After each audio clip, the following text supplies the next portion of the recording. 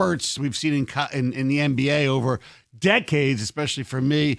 Isaiah Joe Louis Arena with 16 points in 90 seconds that he had. The Reggie Miller game at the Garden with the Pacers and the Knicks.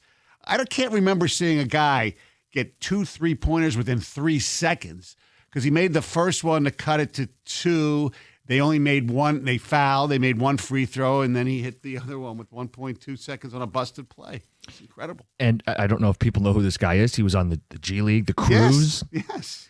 But last night was a night where they didn't have their guys. They were missing 6 dudes. Right. Including some of the main contributors. No Asar, no Tobias, no Isaiah Stewart. Right. Of course, no Jaden Ivey. He hasn't played all year. Right. No Sasser, and I think there was somebody else. One other guy. There were 6 guys missing. And look, third game in 4 nights. Yeah. That's tough. I know, that's... look, the Wizards stink, but I don't care. It just shows because, they finally looked like they were running out of gas, and you understand what would happen. Right. But one of the big keys of the game was Cam Whitmore, kind of a cheap shot on Cade and kind of taunted him, and he hurt his back. He went into the locker room and then came right back and played and finished up. And Cade, what can you say about the guy? I mean, he set a Piston record, I think, for most missed shots, but it didn't make a difference. He had to shoot the ball last night. Thank you for saying that, because you're going to get, as soon as we start saying nice things about Cade, I know it's going to try to get undercut with, he missed 31 shots. They didn't have anybody else to shoot. Right. And he drops 46 points, a triple-double. He had, 5 steals? Yeah, 5 steals. And a couple blocks. 11 assists, 12 rebounds, 5 steals, 2 blocks, 46 points.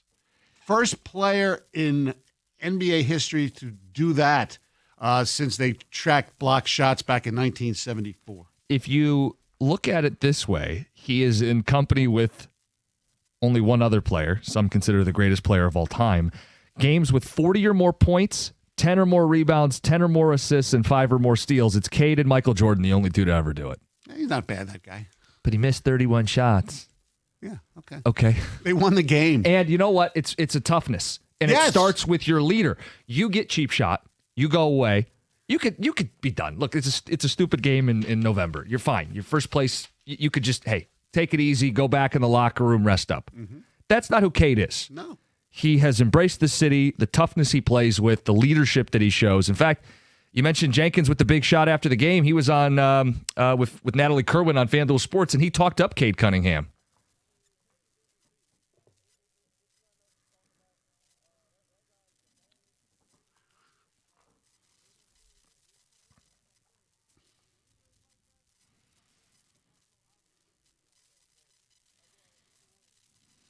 He's a leader. MVP, those 3 letters. It's early. It's very early. That their best win is in Houston in Game 2, and I get all that. But he's been great, and we'll get to that later in the show. I was out of town this weekend. A lot of my old friends and big NBA fans, even bigger than me, because most of them aren't into hockey, and they just they say, "But your boy's really, really good." I said, "I know, he's really, really good," and he's starting to get a lot of attention nationally. For leading this team that, we talked last week or 2 weeks ago when the Lions had all the second, and we got the text during the post-game show, the Legion of Whom. Mm-hmm. Last night, somebody I saw tweeted me, the Pistons had the lineup of whom. Yeah. And they're turning into, I'm not going to say they're going to be as good, they're turning into the Lions. The way they play, the blueprint, selfless, just about winning, tough, gritty. I mean, that's all you want from your teams. And and nothing about the whole Detroit blue collar. No, I don't care about that crap. It's the way they are built, this team. Yeah, the backbone. Yeah. Yeah, I mean, look, Kate's playing with the Flint Tropics last night. Yeah. No disrespect to those dudes, but look at the bench. It's Paul Reed, Bobby Klintman, Chaz Lanier, and Dennis Jenkins. These are G Leaguers, second-round picks. Even Javonte Green, who got the start, is a former undrafted guy who signed a 1-year deal here. Correct. This is the Flint Tropics and Cade Cunningham. Yeah. And look, He stepped up. It wasn't pretty. It wasn't efficient. Yeah. But it was what he needed to do in the game. And he got help from some guys. I thought Javonte Green played a really nice game. Yeah, Duncan Robinson's been pretty good through this streak. I mean, the first game was bad, but he still had, like 11 points last night or something like that. I mean, yeah, Duran's been terrific. And Duran, double-double in 6 of the 7 games on this win streak for Jalen Duran. He's going to make himself some money. But it's Cade. Cade has a real MVP case. And Yes. I say case because I don't know that he's going to win it. He's not flashy enough. No. He plays here in Detroit. While he's gaining some respect, you don't get the same respect that someone like Luka. Correct. Or SGA, who's the reigning MVP, is going to garner. And Giannis is playing really well. And how about Victor? Victor Wembanyama. Yes. You got an alien, and San Antonio's winning games. Yeah, aside from Giannis, though, all the guys you mentioned, if we're talking about voting for the MVP, I mean, it's so early, but they're all in the West. We need the East delegation to get behind Cade Cunningham. I see it, man. He's 50-1 to win the MVP today, 60-1 as of yesterday. He's viewed as a long shot, but he's playing like a guy who should be in the conversation. Yes. And look, things will get a little tougher down the road. I mean, they said after the Philly game, Asar was seen walking around in a boot, so they might have him out for a considerable amount of time. Tobias has missed 5 games. And, look, and they're playing a lot of frequency. I don't know when they even have time to practice. I mean, they're off today, then they play, the Bulls on Wednesday. Yeah, home then game. They're off, and then they play Philly on Friday. Friday. It's a 4-game homestand. Last night was the first game. And, take care of your home court, win against teams that you should win, whether you're injured or not. And that's what they did last night. And the fact that they battled back to do it in improbable fashion. Well, you say, the schedule's going to get tougher. The reality is the East is kind of weak. Yes. Watered down. They're going to play a lot of games in the East. There's going to be a lot of opportunities for this team. And I had it in the Overreact gyms yesterday that they will have home court in the first round of the NBA playoffs. That's not an overreaction. I mean, not in this East. Right. I mean, who would you pencil in? You'd say eventually Cleveland's going to lock down one of the top 4 spots. And the Knicks. Yeah, and the Knicks. That's it. Milwaukee, maybe? Yeah, and Indiana's too up and down because of all their injuries. I think they're more down. Yeah, I know. I mean, Orlando, you thought they were going to be better. They haven't been. And Detroit already beat them head up. Yeah, Miami, I think, is going to be good because they're always a pain in the ass. Thank you, Paul. But, they won a weird game last night, too. Yeah, but that's it. I mean, then again, it is the Pistons. It is early November, but it was nice to see last night. And, I mean, I don't know how many people were at the game. I went last week against Utah, and the ones who were there were very loud, very boisterous. They've, keep this up. They're going to get this town behind them even during the football season. There was real buy-in at the end of last regular season, and we felt it, and just in terms of the texts and the phone calls and the traffic and the buy-in from people. And if you went to the games, you really felt an energy at the end of last season. And then those playoff games, that was the most electric LCA's been. I know. We were standing there together watching those games. I think that's been the biggest difference between Troy Weaver and Langdon is that Weaver's peripheral guys never really stepped up when they needed to. Great point. Whereas Langdon's finding guys that actually step up in the moments and help Cade when they are depleted. Because Langdon really hasn't added like a major piece to the team. No. But his peripheral moves have been way better than Troy Weaver's. Right, and you saw one of Weaver's last night play for Washington, Marvin Bagley. You're right about that. Marvin Bagley Appreciation Night. Hey, you have a question we're going to throw up as a poll question kind of in the background of the show today, and it's inspired by the way Cade's been playing. Yeah. If you could only keep one of these guys in town for their entire career, who would it be? Would it be Cade Cunningham, Derek Skubal, Penei Sewell, or Aiden Hutchinson? And if you want to throw another line in there, there's nobody on the Red Wings you can even think of that right now.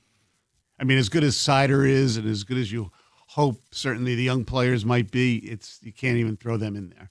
Paul, if we could make that a poll question for people today during the show, we can monitor that. But those are your 4 choices. Cade, Skubal, Sewell, Hutch. Yeah. Detroiter for life. Play their entire career here. You can only pick one. Yeah. And you want to call about it, we'll take those phone calls and ticket text, 248-539-9797. It's Veterans Day. We got Stoney in, and we are going to get to the Eagles and Packers and what it means for the Lions later in the hour. It's 97.1.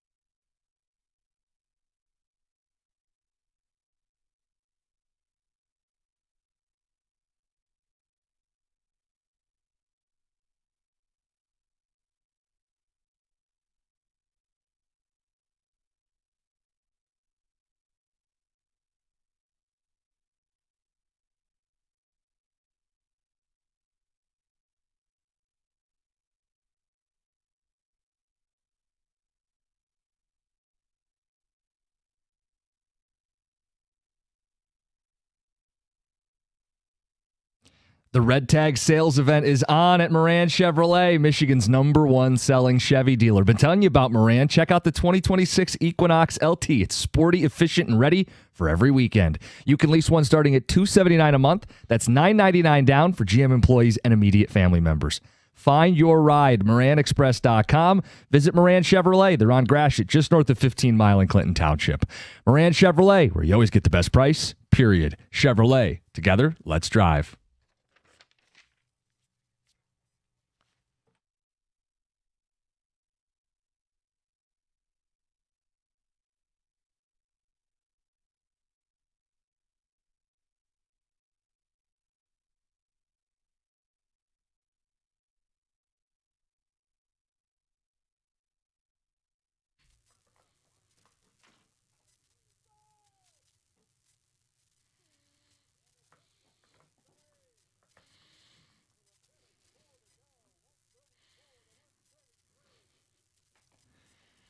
Pistons win. That's 7 in a row. Cade Cunningham and the Flint Tropics get it done. Thankfully, they were playing the Washington. It wasn't the Wizards, with Washington Generals. Although C.J. McCollum had a great game. He is Stoney. He is in today on Veterans Day. And Stoney, quick question: do you know why it's observed On November 11th, Yeah. I believe, if I go back to my history, no, I wasn't around for the end of World War I, people. But Trench warfare. I believe they signed the peace agreement. It was originally called Armistice Day, and then they changed it to Veterans Day. I am a little surprised, like every other holiday we have around it, that it's not observed on a Monday, but whatever. Hey, works for me. We Yes. got you in today, and we got a lot to do today. You wanted to know from people, Cade Cunningham. We were discussing him in the breakout season that he's having. After a breakout season last year, he's gone to another level. If you could only keep one Detroiter. Or how did you phrase this? If you could only have one of these guys for their whole career, they play their whole career in Detroit, which one would you want? Cade Cunningham, Tarek Skubal, Aiden Hutchinson, or Penei Sewell? Ticket text. Cade easily. Basketball is the only sport where one player like Cade makes all the difference and can turn your franchise around. The rest of the list rely on other positions more. Sam and Dearborn. That's a good point. There's no doubt about that. But as we found out with the Lions to a certain extent, if you don't have a good offense, we're finding out of other teams around the league too. If you don't have a good offensive line, you ain't going anywhere. Number 1, Sewell. Number 2, Cade. Number 3, Hutch. Number 4, Skubal. Signed Scott in Detroit/Redford. Oh, okay. I'm taking Cade over Skubal, Sewell, and Hutch. Drafting and having Cade feels like we got our Pat Mahomes. When all is said and done, he will have passed Isaiah as the Pistons' GOAT. Mitchell in a van. Wow. And it's funny he mentions Mahomes because before the draft, when the Pistons were, tinkering around who they're going to select, the governor, Mr. Thomas Milliken, compared, he says, Cunningham's going to be like Mahomes. And we kind of gave him a little crap for a while. And I wouldn't go Mahomes yet, but he is actually progressing beautifully to becoming a superstar. Detroiter for life, it has to be Cade. He's the leader of the team. They built the entire team around him, heart and soul. And he cares so much about Detroit. Cade, without a doubt, rich in Sterling Heights. Good question. Skubal will pull himself from the game when it matters most, so he's out. Sewell's the best of the group, but basketball is way more influenced by the greatness of one player, so I'm going Cade. Okay. A text says, Stoney, there's not much up with the 1-9 Pacers right now. Much more down as we look at the East. That's true. Someone compares having you in to having Tommy Canley out of the bullpen.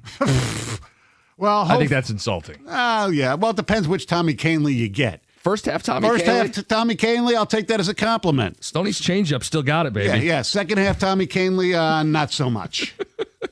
Ticket Texter says, it upset me that the talking heads were critical of Cade and all the shots he took last night. No one mentioning how shorthanded the Pistons were. He had to step up. What shows were you watching or listening to that you were watching Talking Heads that late at night? I don't know idea. Was the Peacock crew all upset? I don't know. I don't know. He had to. Yeah, it would have been nice if he made more. Well, yeah, then he would have scored. He would have had 70 if he made all his shots. 46 points. What are you people complaining about? This text says, I wouldn't call it incredible. He missed 30 shots, had a solid game, Gary and Howell. Well, yeah, solid, because he had the other parts of his game, too. 12 rebounds, 11 assists, 5 steals, 2 blocks. He did set the franchise record for missed shots. I get that, I believe. He also had a 46-point triple-double. Yes! And helped will the team to a victory when no one else was playing. Anyway, the Cade stuff is there. I would vote Cade. I would answer the question the way a lot of these texters, you break it down. Sewell is an all-pro. Aiden's going to be an all-pro. Mm-hmm. But Cade's an MVP candidate. Yes. And when you got a guy like that for 15 years as an NBA team, you immediately matter. You're instantly in the conversation every season to win a championship. Are all 4 Hall of Famers, you think? I don't know about Hutch yet. Sewell, I think, has a really good chance. I mean, it's too early even for Cade, and I love what he's doing. I know. Yeah. So that's where you. So if you're talking about having somebody here for life, who do I think has the best chance to be a Hall of Famer from the group? It's Penei Sewell. Yeah, so I agree. So maybe that's the other. I mean, that's what one guy did. He made him number 1. I mean, I had a friend of mine text me late last night that I read this morning because I was sleeping after the Packers-Eagles game, and he said that Cade is already the second best Piston of all time. Second best guard. He thinks he's better than Dumars already.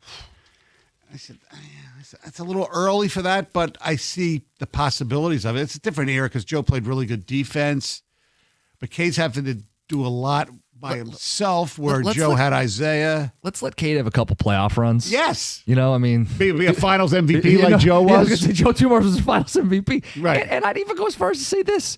He's got to pass Grant Hill. I know that's not a backcourt guy, but that's a do-it-all player who. Yeah, you get a lot of. He's not a real Detroiter. I know. No, you get a lot of backlash on that because he never won. Neither is Cade, and he left. Okay, but I know. I agree. You get what I'm saying. Let Cade get a couple more years under his belt, and he'll start knocking these guys off one by one. I do think Grant Hill gets underrated by a lot of people around here for his Piston career, and it wouldn't bother me. I don't think it's a necessity to have that number retired. But I don't think it will be. So it's out there for you guys. You want to talk Pistons basketball. We want to make some time for these guys. I know it's football season. I know. And I know we're going to have Dan Campbell later. We're going to spend a lot of time on the Lions, especially after what last night's Monday night matchup means. Mm-hmm. But a little room for the Pistons doesn't hurt anybody. Like you said, even in football season, they're starting to make some noise. They are 9-2. They've won 7 straight games. Yeah. Football coverage today is going to be presented by Paramount Plus. You can't count on much, but you can always count on Sundays with the NFL on CBS and Paramount Plus. Visit ParamountPlus.com/NFL to get started today. Let's talk about the NFL, Stoney. Monday night last night was not exactly the most exciting game in the world.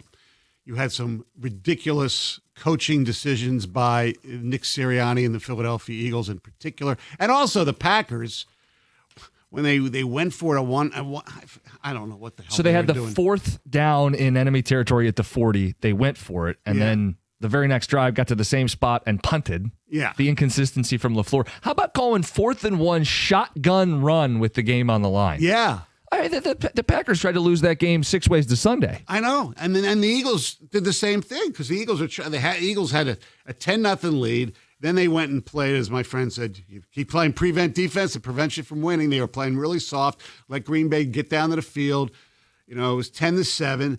And then so the Eagles, all right, here's the strategy here. Just make them burn some timeouts. They still have the 2-minute warning. And first down, they ran the ball. Green Bay burned a timeout good. Next thing you know, on second down, Hurts is like rolling out, passes in, and he passes incomplete. I stop the clock. Then the next play on third down, they go for it as well, and with a pass, and it's like, wait a second, you're punting to them, fine, but you did not make them use any of their timeouts. So they got the ball back with 2 timeouts and the 2-minute warning. And thankfully for the Eagles, nothing happened horribly. Then the Eagles get the ball back, and they get the ball at the Green Bay 36-yard line. 4th down. 4th and 6. 4th and 6. Green Bay's got, I think they still had 1 or 2 timeouts left, but there was like 25 or 26 seconds left. You punt the ball. Worst comes to worst, it goes in the end zone. They get the ball at the 20, and their kicker's kind of shaky because he had like an injury. Yeah. No, they went for it with a long pass. Yeah, low percentage play. Stops the clock. Well, obviously it was 4th down anyway, but you gave them. So all they had to really get is like 25 or to 35 yards to give them a chance. And they ended up trying a 64-yard field goal. That was awful, but so much to break down. So much to break down there. 4th and 6 for the Eagles. You don't want to kick a field goal because you don't want to go up 6. It would have been a long field goal. Right. And he explained that because he said the into the wind, the trajectory. Fine, I get that. But you can punt Yes. and make up 4 or 5 seconds and 15 to 20 yards. Yeah. Maybe, and again, what if you pin him in? Yes. It doesn't have to be kicked in the end zone. If you got No. a decent punter, you try to bounce and bobble and get it inside the 10. Right. And then you force them to go 90 yards on a day where they've scored 1 touchdown all day. Right. Instead, you spot them to 15 yards. You make it so they're 1 or 2 throws away from tying the game with a field goal. Yeah. It made no sense to me, but only to be outdone by Matt LaFleur. So they attempt a 64-yard field goal. Right. It's like one of those timeout ice situations, but they get the kick off, and he missed it woefully short. Yes. So what do, Brainiac? You're going to kick it again anyway. Right. Now, I know they tried to run a pass to shorten the field goal, but they didn't get any yards. No. So what does LaFleur do? After watching his kicker come up limp, he kicks another 64-yard field goal with no chance, even less of a chance to go. I mean, you got to try a Hail Mary and try for an interception or an interference call at the least. I thought both those coaches were bozos yesterday. Yes, I totally agree with you. And hopefully the Lions can take advantage of Sirianni tomorrow on Sunday night. Now, he is a Super Bowl winning coach. So, But I came away, and we want to know where you guys are at on this. I came away, I'm not scared of either of those teams. no. That was exactly what you needed to see as a Lions fan. They both have really good defenses. They really do. Don't misunderstand what I'm saying here. Yeah. I'm not saying the Lions are going to kick their ass. No. I'm saying I'm not afraid of them. No, they shouldn't be afraid of them. 248-539-9797. What did that game mean for the Lions? You stayed up, you watched Monday Night Football. Packers lose, Eagles win. It's 97-1. Hey, I'm a lucky man. All these years I've been paid to do what I love most, watching sports, talking sports, which I'd be doing anyway. I also feel lucky that when my eyes started to betray me, when reading press notes and seeing the playing field in sharp focus became difficult, Dr. Yaldo turned back the clock and came to the rescue. In a brief, painless procedure, he replaced my aging natural lenses with bifocal lens implants. It was amazing. I got to throw my reading glasses in the trash and again saw everything in brilliant color and focus. I mean, you watch Darius Jenkins hit the shot last night. Great eyesight. We all age. By our mid-40s, it becomes harder to see things up close, so we get reading glasses. Years later, we start forming cataracts. That was me. So let Dr. Yaldo solve your issues. If you're younger, maybe he'll recommend custom LASIK, another life-changing technology. Remember, Dr. Yaldo is the GOAT. He sees every inch of the field, having performed over 50,000 procedures for myself and others. Go to YaldoEyeCenter.com for a free evaluation.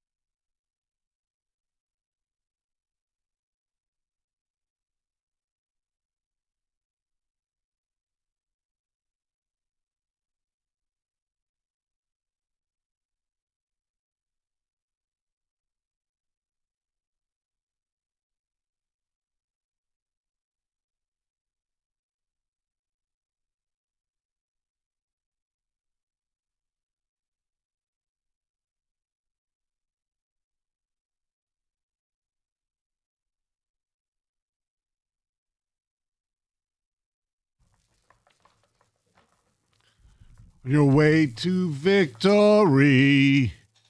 Fly, Eagles, fly. Score a touchdown, 1, 2, 3. Hit 'em high, hit 'em high. Come and watch our Eagles fly. Fly, Eagles, fly.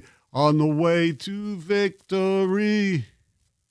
Eagles. Eagles. It's a little better than 4 down the field. I don't think so. You know what people don't realize? When I was a kid, way back, it was not Fly, Eagles, Fly. It was Fight, Eagles, Fight. That's how I grew up with it. And then they just disbanded the song for a while, and then they came back as Fly, Eagles, Fly. And I was already in my 40s or 50s. What the hell's this? It was Fight, Eagles, Fight. And they changed it, and, Look, and they've won 2 Super Bowls since. yes. Borderline if we should have done that, but I'll allow it because the Eagles helped us out last night. Yes. This is Eagles week. It's kind of weird to play that. No, But and look, I know some people think I'm BSing. No, I want the Lions to win on Sunday. I like the Eagles a lot. Once they won, once I've been here for so long, you kind of lose a little bit when you have this type of a job. Mm-hmm. That's what people don't understand. I mean, Wojo always, Sixers are here on Friday. Who are you going to root for? That'd be the oldest bit in my radio life. But yes, last night was wonderful for the reason that it helps the Lions, I think. yeah, I mean, look, first things first, you want to lock up this division. Yes. Green Bay losing was the best outcome last night. And Green Bay wakes up in 3rd place this morning. Bang up job, fellas. Do you really? I mean, I'm saying this prefacing that he could come in Thanksgiving and throw for 400 yards, okay? I never bought into the Jordan Love hype. I know some people did, and it's not all his fault. But do you realize the Packers, in their 3 losses, okay, this is how good their defense is. Packers, 39 points and 780 yards in 3 losses. The first team to allow fewer than 40 points and 800 yards in their first 3 losses since the Lions of 1940. So their defense is really good. Sure. I mean, look, they're not giving up a lot of points in games they're losing. What's that say about their offense? Well, they lose to the Panthers at home. They lose to the Browns, right? Yep. And they lose to the Eagles, and they score 10 points. And the Eagles have a very good defense, but still. Yeah, but Jordan Love They scored does. 7 points, I should say. Valenti and I fight about this because he's a Love guy and I'm just not. I think he does a lot of dumb things. Yeah. He kind of plays like a dumbass sometimes. I mean, the fumble, the sacks he took at the end of the first half. Stoney, he was held without a touchdown in consecutive weeks. I'm supposed to believe this guy's a franchise quarterback. Now, look, maybe make Right. us eat the words on Thanksgiving Day, but Right. I don't feel like he's very impressive. And for Green Bay now, they're in 3rd place in this division. Yes. Detroit, this was first things first, secure this division. And a long way to go, but this is a step in the right direction. Secondarily is the 1 seed. And you get to go to Philly on Sunday night to fight for that. So this was the ideal outcome. You wanted a Philly win, and Lane Johnson got hurt. I'm not saying I want injuries to happen, but Stoney... He came back, he didn't play, but he was back in uniform, so we'll see what happens during the week. But they didn't run the ball well. Their offensive line's banged up. They got a short week. These are good things for the Lions. Yeah, absolutely. Look, I don't expect the Lions to hold the Eagles in Philadelphia to 10 points. But I also don't expect, as good as the Eagles' defense was last night, to hold the Lions to 7. So I would assume it's going to be, I haven't checked the weather yet. I'm sure it's not going to be as bad or as cold as it was in Green Bay last night. But yeah, I expect the Eagles to be able to run the ball a lot better than they did last night. Green Bay's got a good defense. But conversely, I think the Lions are going to be able to score and move the ball around. I mean, yes, they do have the guy that a lot of us wanted here from Miami in Phillips, and he recovered a big fumble and he created a fumble last night, and you saw why they got him. So it's going to be an intriguing game, and I think the Lions with the offensive coordinator Dan Campbell joining us at 8 o'clock, well, they'll come up with something to be able to score some points. Yeah, look, I'm not scared of either of those teams. And if you watch that game, it was a pillow fight neither quarterback had thrown for 100 yards going to the fourth quarter. Someone had to win. It's better that the Eagles won. Right. But yeah, I didn't look at that Eagles team and thought, boy, that's a juggernaut. We got no shot. I'm shaking in my boots because we got to go into Philadelphia. Look, Eagles may win this game on Sunday. Yeah. But I don't look at them as this team that is untouchable. And the way Detroit's building momentum, like that's what that was last week for the Lions. It was a tune-up game. Correct. It's get everything right and play your best football so you're ready to play Philadelphia. Right. It was like one of those non-conference games. It was like almost like what it was. Who didn't one of the teams play the Citadel last week in the SEC? I think it was Ole Miss. Yeah. So it was before their game when they play Florida this week or whatever. But yeah, it was one of those games. Alabama taking on Mercer before they had the big game. So you go out and you score on every single drive and build a little confidence. Yeah. I know you were on after the game. Yes. I mean, a lot to feel good about. Absolutely. I mean, I thought the Lions played very well. Granted, they were playing a team that was beat up with their quarterback not playing and their best other offensive player not playing. So I think another thing that could be working for the Lions in this matchup is the fact that A.J. Brown and Hurts don't seem to be on the same page at all this year. No. Correct. I know Devontae Smith made the big catch Yes. to put him up 2 scores. A.J. Brown, quiet day, right? Yeah. I don't even know what. I haven't I think pulled he up had the one box catch score. for 13 yards. Yeah. And I think he was only targeted. At one point, they said he was targeted, twice. That's a whole weird dynamic. Obviously, the key to them is Barkley, and he's had an uneven season. Their offensive line has been banged up a little bit. Cam Jurgens didn't play yesterday. I don't know. Who knows what his status. status is going to be for Sunday. So if you're looking at the possibility of them not having Lane Johnson and Cam Jurgens, that's obviously better news for the Lions. What did you guys take out of that game out in listener land? 248-539-9797. Phone calls, ticket text. What did you take out of that game? Eagles, Packers. Because everybody was geared up to watch that. Yes. I mean, those are two of the teams that are fighting for the 1 seed. Right. And if you didn't have a vested interest, you were just watching because you were scouting for the Lions, did you stay up? Because it was not exactly a thriller. I did stay up. Oh, so did I. And I don't always stay up till the end of Monday night because for what we do, it's not always relevant. No, but it's relevant today. Yeah. Had to.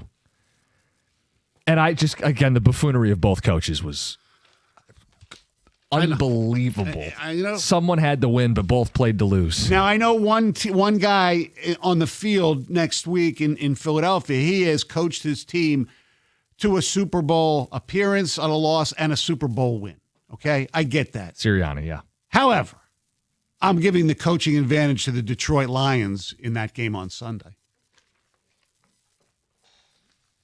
Yeah, I'm not going to fight you on it. No. I mean, it sounds crazy when you right. consider what Sirianni's accomplished. Yeah. Yeah. I'm not going to fight you on it. No.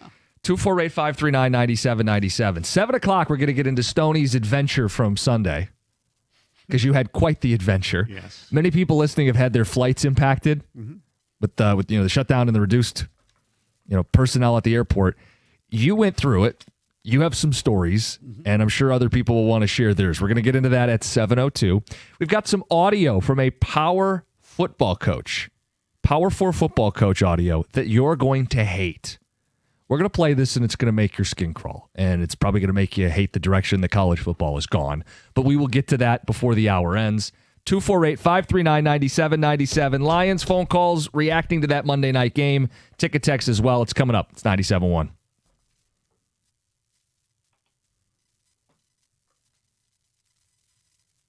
Oh, okay, yeah. Paul's staring at me like, yeah, I want to tell you guys all about replacing a roof. It's not something people look forward to because it's a big investment, but you got to choose the right company. And for over 30 years, Michigan homeowners have trusted Shaner Roofing. Local experts, proven track record, every roof they install comes with a lifetime transferable warranty. That means the investment that you're going to make, as costly as it can be, is protected for as long as you own the home. And if you go to sell it as well. Shaner Roofing has earned a 4.9-star Google rating. That's thousands of happy customers. You can check it out. That's what people are saying about them, the craftsmanship, the customer care. It doesn't happen overnight, but their quality speaks for itself. So if your roof's aging, if it's leaking, if you're ready for peace of mind, go to mymichiganroof.com.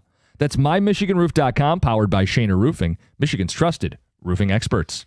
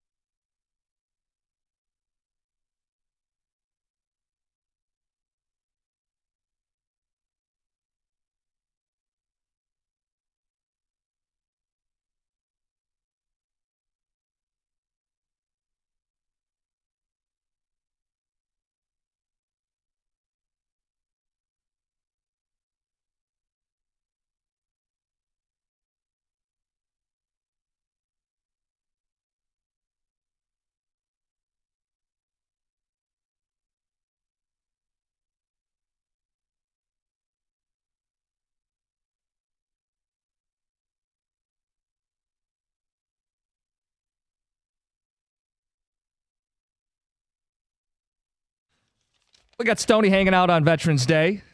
Skeleton crew, no John Jansen, no Heather Park, no Gov, no Greg. We got Paul Serra behind the glass, and we are rolling. Talking a lot about last night's Monday night game because, well, everybody in Detroit wanted to see how would the Eagles and Packers stack up, and the answer was, that was a dud of a game. Yeah, I mean, look, the Eagles like to run the ball with Saquon Barkley. Why not? 22 carries, 60 yards. Yikes. Math experts, that's 2.7 a carry, 3.3 total rushing per carry for their entire team. And that's the winning side of the football game. Yes. Like the Eagles didn't get the ground game going. Lane Johnson left with an injury. Not inspiring what I saw from Philly. Certainly not shaking in my boots. Not afraid of either of these teams. No, I mean, like Green Bay didn't run the ball great either. They did a little better than Philly, but, Josh Jacobs only 3.5 yards a carry. Jordan Love, 5.6 yards. The great Jordan Love, he was, was he 20 of 36, if I'm reading this correctly, or 29 of 36, I think it was, but only 176 yards, with a stellar quarterback rating of 68.8. He stinks.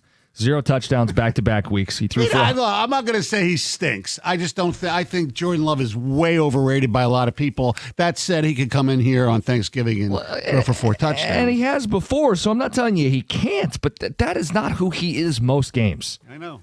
Back-to-back weeks without a touchdown pass. He threw for 176 yards last night. 4th and 1, they don't put the ball in his hands. 4th and 1, they run this shotgun inside zone that the defense is yelling out, we know what's coming. Yeah, and I don't want to hear about, they didn't have their best receiver in Tucker Kraft. Golden didn't play either. I get that. Jaden Reed's Dobbs hurt. got hurt in the game. Yes, Jaden Reed's hurt. We get that, okay? But every team, as we know here in Detroit, battles through freaking injuries. So it happens. Yeah, I thought LaFleur and Sirianni were a mess late in that football game. By the way, you know what's going to be Love to see it. Must-watch TV, like sidelines and stuff. Yeah. They haven't played. The Packers and Bears still have 2 games left. They haven't played each other yet, Oh, I yeah? don't believe. The battle of the DBs, LaFleur and Ben Johnson, who don't like, remember? When Called him out at his press conference. Yeah. You're right about that. And by the way, the Bears are ahead of the Packers in the I know. standings right now. Oh, I know. Oh, boy. Let's get to Red. Red, you watched some of that football game. You're on 97.1. Good morning, fellas. Hey, Red. How you doing? Good. Oh man, I watched it. It was background noise, and it's so crazy. You guys tell me, am I a bad fan? So I was literally watching the Pistons game, and when they went down 5 points in the fourth quarter, I turned it off and I said, "Game, all right, they won, they lost." I turned it off. I turned on the Monday Night Football, and it was just background. It was just terrible. I think when I turned it on, it was just coming off a half. It was 0-0. I was like, what happened? And so then I ended up falling asleep. I ended up waking up. I see the score. I was all right, whatever. Check fantasy, whatever. The next morning, I went on Instagram, and I'm just seeing K video game numbers. I'm like, okay, yeah, but they lost. I mean, I was like, no, they won. And I started watching highlights. I'm like, oh, my goodness. I can't believe I turned this game off to watch that and fell asleep. Like, let me know if I'm a bad fan, but that was, man, I'm so pissed I missed that. You're not a bad fan, No. although I do question turning an NBA game off when your team's down 5 in the fourth, unless it was really late before they. No, it was late. It was late. It was like, I think they had like 11 seconds left. Oh, so it was And I before like, all right. it was before Jenkins made 2 3-pointers within 3 Yes. seconds. Yeah, I missed all that. I missed it all. It was they just McCullough just did the little teardrop. Yeah. I was like, oh, that's game. Yeah. And I turned it off. And to see it this morning, I'm like, oh, why did I do that? Why didn't I turn back to just see the final score? I missed it. I'm pissed about it. But all right, y'all have a good day, fellas. Yeah, thanks, Red. Thanks for calling in. We opened the show talking Pistons. I mean, Cade had 46 points, triple-double. Missed a lot of shots, had to take a lot of shots. It was him in the Flint Tropics last night, and they found a way to win. That's 7 in a row for the Pistons. And, Jenkins, who? Yeah. G-Leaguer. Yeah. Motor City St. Cruise John's. finest. Played at St. John's. Yeah. Look, as far as the Lions go, I mean, A.J. Brown was targeted 3 times last night. He got 2 receptions for a whopping total of 12 yards or 13 yards. their best offense last night was the tight end. Goddard's really good. So, that's who they have to watch out for. I think it's going to be obviously a completely different game than we saw last night because the Lions have a better offense than the Green Bay Packers. Yeah, look, for as much as we've pointed out, Detroit needs to play consistently. Like they've been an inconsistent team. Their best is great. Right. Philly's super inconsistent too, man. I know. This is not uniquely a Detroit issue. No, they're almost following the same path they did last year, where they win these games in the regular season, and all their fans bitch we're not that good, and they end up just going to win the Super Bowl, and they get hot, and then you watch them play offensively and sit there and say, "Is Hurts that good?" Yeah, he is that good. He's a winner. He's a leader. The Packers, they're an enigma. And a lot of it, some of it's injury, but who cares? No excuses. No. And no one feels sorry for you. No one felt sorry for the Lions last year, and they were dropping like flies. Exactly. And they kept winning games, too. Yeah, exactly. 15-2. 248-539-9797. Takeaways from last night and how it impacts the Lions. Mention we have some audio from a Power 4 coach that you're going to hate. So this is Pat Narduzzi. Pitt is playing Notre Dame this week. It's a top 25 showdown. They always have had good games throughout the years, I seem to remember. Both of these teams have 2 losses, so plenty on the line. No 3-loss team has ever made the college football playoff. That's true. Again, early, it's only 1 year of the 12-team playoff. But this is a big game, right? Ranked showdown, teams that play good. Well, if Notre Dame loses, they're done. They're done. And you would think Pitt would be done, but as Pat Narduzzi points out, doesn't matter if we lose by 100.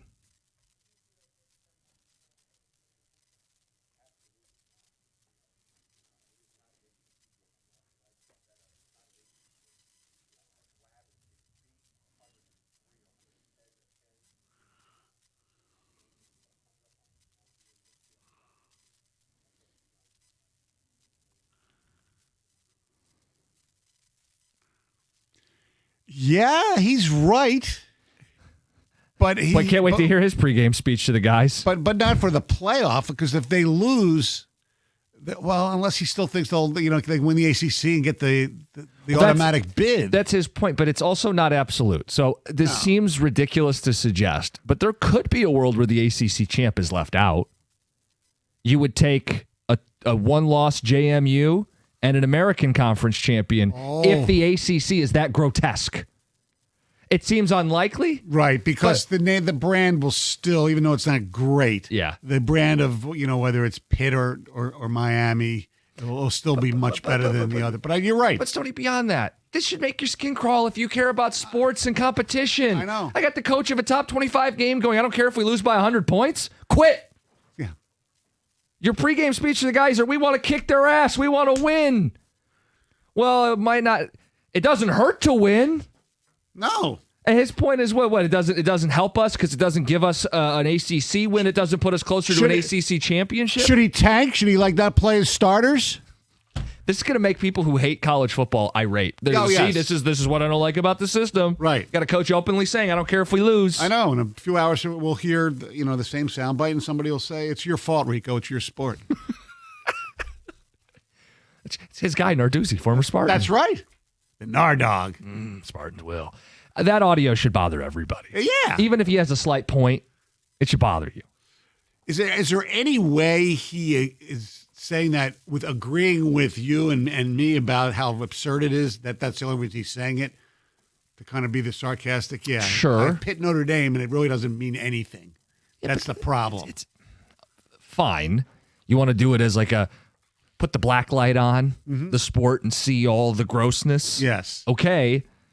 But that's your message the week of the game? Yeah. It makes no sense. If Pitt loses by 100 this week, and they're 10-point underdogs, but if they lose this game and win the next 2, I suppose there's a case they find their way in the ACC title. Yeah. To his point, they win the ACC title. They'll be likely one of the 5 highest ranked conference champions, and they'll be in the college football playoff, even though they lost to Notre Dame. But that's not a lock. It's not a guarantee. No. And why would you say this out loud? Hey, guys, it's okay if we lose by 100. Signed the head ball coach. Because people are talking around the country, might be talking about the Pitt Panthers that they wouldn't normally. Maybe. Okay. I don't know. But it's a stupid-ass thing to say. There's no doubt about it. But it does highlight, as you are correct, what's wrong with competition in college sports right now. Ticket Tech says you guys are missing Narduzzi's comments. It's a shot at Notre Dame not being in a conference and not being fully ACC. And there's part of that too. I know Joey McGuire took a shot at Notre Dame this week too, the Texas Tech coach, about their schedule and because they're not in a conference.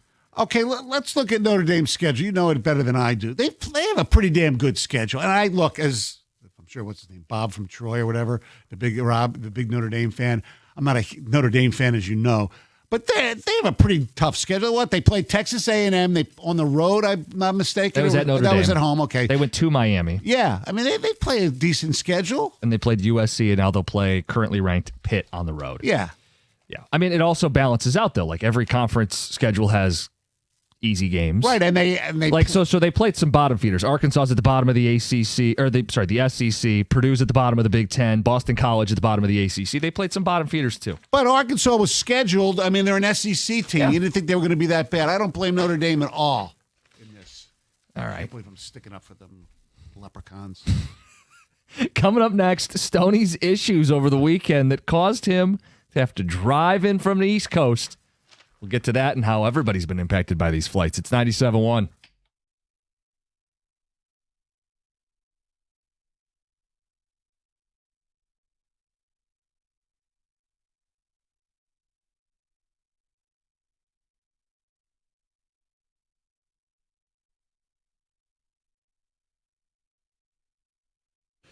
Brought to you by MyMichiganRoof.com. In last night's 137-135 overtime win against the Wizards, Cade Cunningham put the team on his back with a career-high 46 points and a triple-double. Playing in Detroit's third game in 4 nights and taking a hit from Cam Whitmore during the game, Cunningham was bruised and beaten up but stayed in. J.B. Bickerstaff talked about Cade's toughness after the game.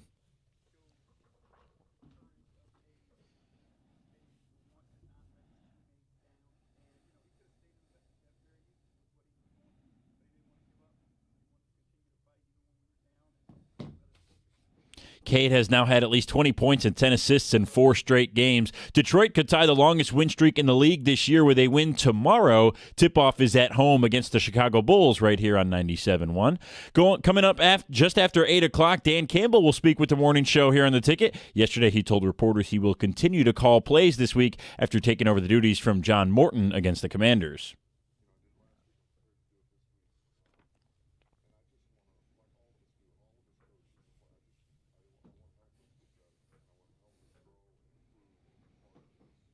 This weekend, the Lions are on the road to take on the Eagles in prime time on Sunday at 8:20. At the Corewell Health Sports Desk, I'm Brendan Shabath. For more, visit 97.1 The Ticket or Odyssey.com.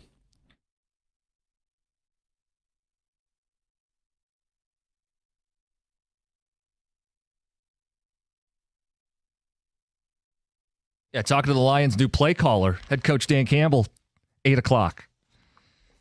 Maybe we'll preview that if the season ended today. It's Lions-Bears in round 1, 3 seed versus the 6 seed. Right now, the Lions are the 3 seed. Yeah, Stoney, I don't think he's going to do that. I know. Barely get these guys to preview the upcoming game. Nobody wants to give any info up. Oh, I know. But we should ask him about the tush push. Absolutely. Yeah, plenty they like Dan Campbell in Philly because he's not afraid. He's not afraid of the tush push. Bring it on. Yeah, exactly. Nor should he. We're cushing for the pushing. I know. You could ask him if he ever thought about calling plays while Ben Johnson was the OC. Ever think of usurping Ben? Probably not. Probably not. No. Look, there's a lot to talk Maybe about. after the JMO pass on the playoffs. But other than that, no. Yeah, we'll get into it. 8 o'clock. Dan Campbell. Stoney is in.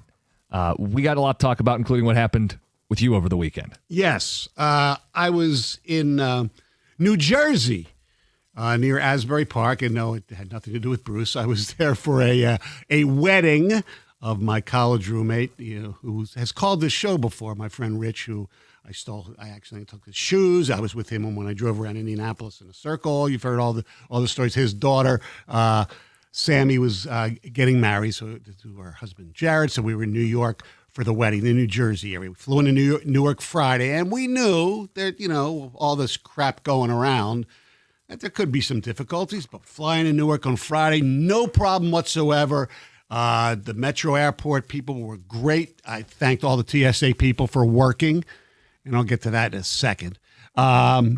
So had a good time, the wedding, and Saturday night, one of my friends gets a text from Delta. He was from Atlanta, that his flight got canceled, and he went and booked the flight from Philly instead of New York, so he had to drive an extra 45 minutes and flew to Atlanta from Philly. So our flight was supposed to leave at 9:30 in the morning because I had to get back here to be on the air after the Lions game. Mm-hmm. And the Lions game, thankfully, started at 4:20. A little wiggle room. 6 a.m., about 10 minutes before the alarm was set to get up and drive to the Newark airport, we get the text, your flight has been canceled. Okay, let's try to book something else. There are 3 airports around the area. Certainly we can get out, right? Right, of course. Nothing. How about Philly? Nope. How about we'll drive our rental car to Baltimore?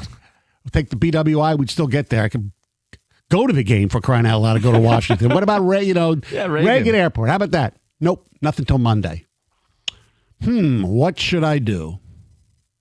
Well, we decided we're driving to Detroit. How long of a drive is it? It's about, if you don't stop, it's like 9.5 from where we were.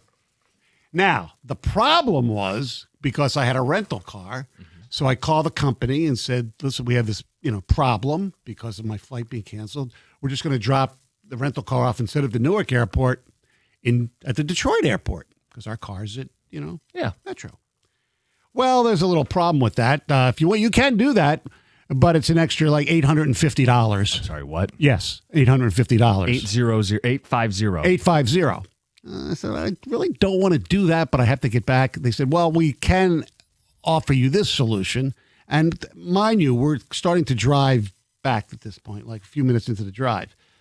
They said, well, if you return the original rental back to Newark, you can rent a one-way to Detroit for like $300. Save $500. Save $500. So that's what we do. Worth a little detour. We worked a little detour. It took a little longer and got to Metro, went through some rain and things like that. Got to Metro Airport around 5 o'clock. Thankfully, I had something on my phone that I had access to that I could watch a lot of football, watch the Lions first half. Then I got home, watched the second half, showered, and came here and did TV. And by the way, people say, oh, my God, people, and I kind of mentioned it on Twitter, said, man, that's pretty good. You're so old to drive that far. Well, thankfully, I am married to and love a woman who likes to drive, and she also is keenly aware and afraid of my driving skills. So she drove. So I said, we'll split it. She goes, well, I'll start. And then we stopped to get something quick to eat, get some gas. I said, I can do it from here. She goes, no, I'm driving. You just watch the games. I'm good. Okay. Would you ever let your wife drive for 10 hours? You have a unique circumstance here. Yeah. Normally, no, I would not. Right. But you need to watch the game. You're going to be on after the game. Right. She doesn't want you watching and driving. Right. And she did that's say a liability. That. Like, and look, I know there's the radio, and that's one option, but you want to see it because you're going to be talking about it. Exactly. So I understand that. But hold on. Let's break this down. Lions game doesn't take 10 hours. No. Well, so you could have only... She wanted to start. Okay. So I was like watching a little the Colts Falcons game. Oh, so you're watching Berlin all the way until... I'm watching this. I'm watching that, chatting. She's got Smartless on the phone. I said, what about Cash the Ticket? Now she's watching Smartless. So we're listening to the Lionel Richie interview while I'm watching, the 1 o'clock games, watching Mike's Giants implode. I watched that. Oh, God. So, yeah. R.I.P. Brian Dable. Yeah. So what's your question for people? Because a lot of people have been impacted by this. There's a few things. Number one, have you been impacted? I know a lot of people who've been, some of my friends who had to go to different places sat on a tarmac for like 3 hours, which is ridiculous because there's so few TSA people around that, and because of the weather situation, there weren't enough people to like de-ice, they were told, the planes. And it was just an S show. So that's number one. Have you had to were your plans altered? And if you're in a situation like I was, do you ever, John, there's no way would let his wife drive. Well, he's a real man. He'd never allow that. You're not a real man if your wife drives you. I know. At my age, who cares? But do you turn in your man's card if your wife wants to drive? Do you let her? Of course you let her. Makes my life easier. Why not? And just one They're going to thing. let women drive. What's next? Vote? By the way, one thing, it's just, and I know it's getting solved to a certain extent right now, but the fact that we live in the greatest country in the world, and both, I don't want to hear it on either side, both sides can't figure out a way to get something accomplished in order to avoid screwing all your constituents, whether it's right, left, whatever, it's disgraceful. People having to work for free. Skipping paychecks. This is a joke. It was awful, and hopefully they get it all worked out. And I don't want to get texts, oh, it's this party's fault, it's this party's fault, it's the president's fault. You all should be freaking ashamed of yourself. Okay. I'm glad you said it because I really don't want to go down that rabbit hole today. That's it. Look, we understand a lot of the nuances of it. We don't need to hash them out on the radio today. That's not, and you're right. The reality is people are going without. Right. And that's not okay. No. And it is impacting. Look, someone who's having trouble feeding themselves, certainly a bigger issue than their flight being canceled. Correct. But I get what you're saying, and it's been in Heather's news over the last week or so here that flights are slowly going to be canceled as this goes on. Yours was one of them over the weekend. I'm sure other people have found themselves in that situation. Yes. And luckily for you, it wasn't on the tarmac because you would have been hosed. I mean, if you're sitting as they're, taxiing, right, you're going, I'm losing hours. Yes. You don't have the time to make it up in a car at that point. Correct. Yeah. It's awful. 248-539-9797. Were your plans altered? And, in situations, maybe not just like this, but is it okay to let the woman take over? It's fine. Look, if you're doing a road trip, like that's the other way to put it, because it's a road trip. Right. It's a 10-hour road trip. Yeah, I mean, look, I'd probably start driving, and I probably would be fine taking the car the whole way. But I'd have no issue if you split it up halfway, or like you had a valid reason. I keep going back to that. I want to watch the game. I got to be able to watch the game and talk about the game later today. 248-539-9797. Let's get to Troy and Howell. Troy, good morning. Good morning. How you doing? What's up? Hey, I just want to talk and say the Lions, why would we be scared of Green Bay and Philly? I'm not. The Lions shouldn't be scared of anybody. Absolutely not. With Dan Campbell behind our back and with the young players we got, I think we can push forward and have a definite possibility of a Super Bowl win here. Look, there's about 6 to 7 teams I think have a chance. Maybe not 6, but there's a group of teams that can win the Super Bowl, and the Lions are in there. Yeah, look, I mean, if you want to write them down, I mean, I'm right there with you. I think, you go Lions, Eagles, Rams, Seahawks. Out of the NFC. Mm-hmm. And, AFC. Packers, I'm not going to go after. I don't, something about them, but their defense is really good. Yeah, so you probably need to keep them in the group. Oh, because that's 5 in the NFC. Yeah. And I'm not buying the Bears yet. Tampa, did you mention them? Okay, no, sure, fine. Okay, so I mean, 6 in the NFC. You got 6 in the NFC alone. Right. So, yeah. Well, I'm going to put the Chiefs and the Bills in there. Yeah. If you want to go league wide. Right. Yeah, okay. Look, the Lions are going to have plenty of opportunities to cement themselves. And it's this week's a great example in Philadelphia. Yes. They're going to play Green Bay on Thanksgiving. They're going to play the Rams, on the team you mentioned, on the road coming up in December.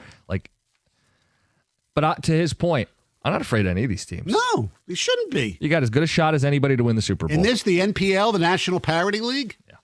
And the Lions have their issues. I want to see how the offensive line deals with the front of Philadelphia, the interior specifically of Philadelphia. And it might be the thing that gets them beat this week. It may be the thing that keeps them from winning the Super Bowl, but they're going to be in the mix. Yes. No doubt about it, and I'm not afraid of these teams. More people trying to answer your questions. Mike and Troy, you're on 97.1. Hey, guys, good morning. Normally I talk football. What a bad football game last night, but get to my point. Stoney, we have a place in Florida, in St. Augustine. My wife travels for a living all over the roads, and, she drives all the time, makes our life easier. People say, well, why do you let your wife drive? Because she loves to drive and makes it easier. Plus, I'm in the transportation business. Delta Airlines and Metro have had over 2,000 flights canceled, incoming and outgoing in the last 3 days. I've had customers all over the place. I had drivers stranded everywhere. It's not a good thing. And you said, Stoney, doesn't matter left, right, who cares? You all should be embarrassed because people are out of work. I have family members are not getting paid, and it's not right. And everybody needs to get paid because you're working. You should be paid. And I thank Yep. the TSA all the time too, guys. And guys, keep up the great work. Yep. Thank you, Mike. Thanks for the call. And by the way, the congressional people, those people, they're getting paid, Of course they are. even though they're out of session. They're not going without. Couple texts. Why wouldn't I let my wife drive? She knows. Why I wouldn't let my wife drive? She knows she's a bad driver. Okay, well, that's different. That's different. Yeah. That's part of the reason my wife Doesn't let want you me to drive. Yeah. It doesn't want you to drive. My wife will tell me how to drive all the time, and it irritates me. So she drives, and I don't have to hear the backseat driving. Right. Problem solved. Right. Which is why when I make this trip during the summer, which I do once a year, I go by myself usually because that's when I go whatever. And I love driving by myself. Why wouldn't this one says it's not being a man thing, it's arriving alive. His wife's not a very good driver. Let my wife drive. That means she'd have to leave the kitchen. What is this, the 30s? All right. 248-539-9797. Answering Stoney's questions. Talk a little bit about the Monday night games last night. 97.1.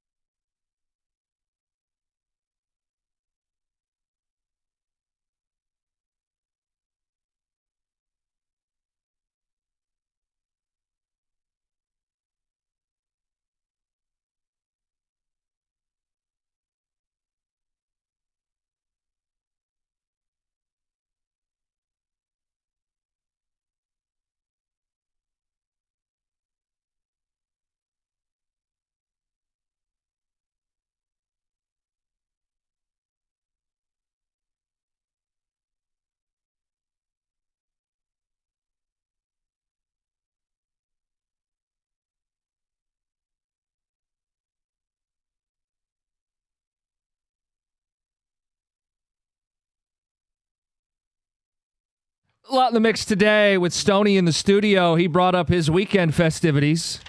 Yes, indeed. Great wedding, and then get the call Sunday at 6 a.m. Your flight's been canceled. Oops. So he just got in the car and drove to Detroit 10 hours. And we drove is actually she drove. She drove, yes. Your wife drove. My wife drove. Yes.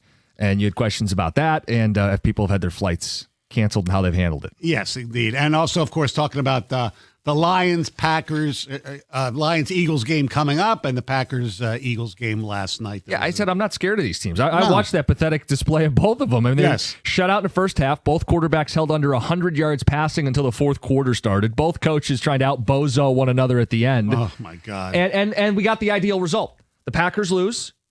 The Eagles win. Mm-hmm. And the Eagles didn't exactly get going. No. Couldn't run the ball. Right tackle goes down with an injury. Short week. It's right there for Detroit. It's as ideal a setup as we could ask for. And because both teams had scoring opportunities in the first half and screwed them up. The Eagles' first drive was almost like a 9-minute drive, and then Hurts fumbled. And then Green Bay had one where Love fumbled when they were in Philadelphia territory. So, yeah, 0-0 at the half. Woo. Brutal. So, how it impacts the Lions, how you're feeling about it, 248-539-9797. And shout out the Pistons. We started the show with them. Yes. They got a win last night in overtime. It's Cade in the Flint Tropics. He scored 46 points, missed a lot of shots. I don't want to hear about it. He had no teammates. Right. Except for Darius Jenkins. 2 3-pointers within 3 seconds. Needed it. Yeah. Him and Javonte Green. Exactly, guys. Yeah. I mean, Darius Jenkins had 24 points last night. Career high. Yeah. Thankfully, Thankfully, the Flint Tropics were playing a team that was even worse than them. But Washington Generals. Irrelevant. And they got the win, and they've won 7 in a row. So shout out the Pistons. We'll work them in a little later in the show. Let's get to Idris on a cell. You're on 97.1. Hey, fellas. How y'all doing this morning? Good. How are you? All right. I called a while ago, and I told you guys Jordan loves to throw interceptions. That's his new name, Jordan. I changed it from Jordan loves to throw interceptions to Jordan loves to have turnovers. It is no doubt he's going to give you 2 chances for interceptions a game. He did it in the loss against the Lions earlier again. We lost against them 2 in a row. You just got called penalties on it, and Anzalone only wasn't ready for the other one. I am absolutely not worried about the Jordan Love-led Packers. He is not Brett Favre, nor is he Aaron Rodgers. Matter of fact, he's not even Don Majkowski. Whoa! Look, I'm not on the Jordan Love train either. Okay, keep going. But Don Majkowski? Yeah, tell him. Not at all. The dude goes off the back foot. If you ever knew any game, excuse me, fellas, if you ever knew any game when the quarterback throws off the back foot, he is not in good shape. He's not doing well. This guy does it 5-6 times a game. He tried to do it last night again. I look, like I said, I don't think Jordan Love is great. However, he's better than the Magic Man. Not at all. Magic Man just didn't have the talent around him. Right. That's why they called him Magic Man, because he did make magic with those bums that he had. Those were the days when the Packers looked like the Edmonton Eskimos to us. Remember that? Well, at least you have to say he's better than Lynn Dickey. All right. Thanks for the call. Thanks, Idris. We only gave us half the equation there. You're not afraid of the Packers. Right, the Eagles. The Eagles are the team at hand this week. They're the defending champs. They're still a really, really good football team. But the Lions are good enough to beat anybody. And, they can lose to anybody. Yeah. I mean, they lost to J.J. McCarthy, for crying out loud. I'm not doing the guarantee routine on Tuesday. No. I'm just telling you, I watched last night. Wasn't inspired by what I saw from the Eagles. No, you're not coming in Friday wearing the sequins, double digit disco. Cross my heart. No. Hope to die. Won't do it. Let's get to Ralph. You're next up. You're on 97.1. Hey, Stoney. How you doing? Good. How are you? I was visiting my folks out there in Cherry Hill, New Jersey, during Hurricane Sandy. Oh. So, of course, we went to the airport. They said it's delayed. We're waiting for another flight to come in. 3 hours. My wife took the lead and says, get your stuff. We're going across the street, and we're going to go rent a car. Rented a car. She wanted to start driving. I said, fine. I snuggled up and fell asleep. Looked out the window, and I see the picket fences going like I'm in a second. Boom, boom, boom, boom. I look over. She's doing 90 on the Pennsylvania Turnpike. Whoa. Pennsylvania, they give tickets according to how many miles an hour you're over the speed limit. Yes, they do. I know. I figured it out. It would have been a $495 ticket. Wow. please, let's just stop at the next rest stop. I had to go to the bathroom. While I was in the bathroom, I went in her purse, got the keys, and says, I'm driving.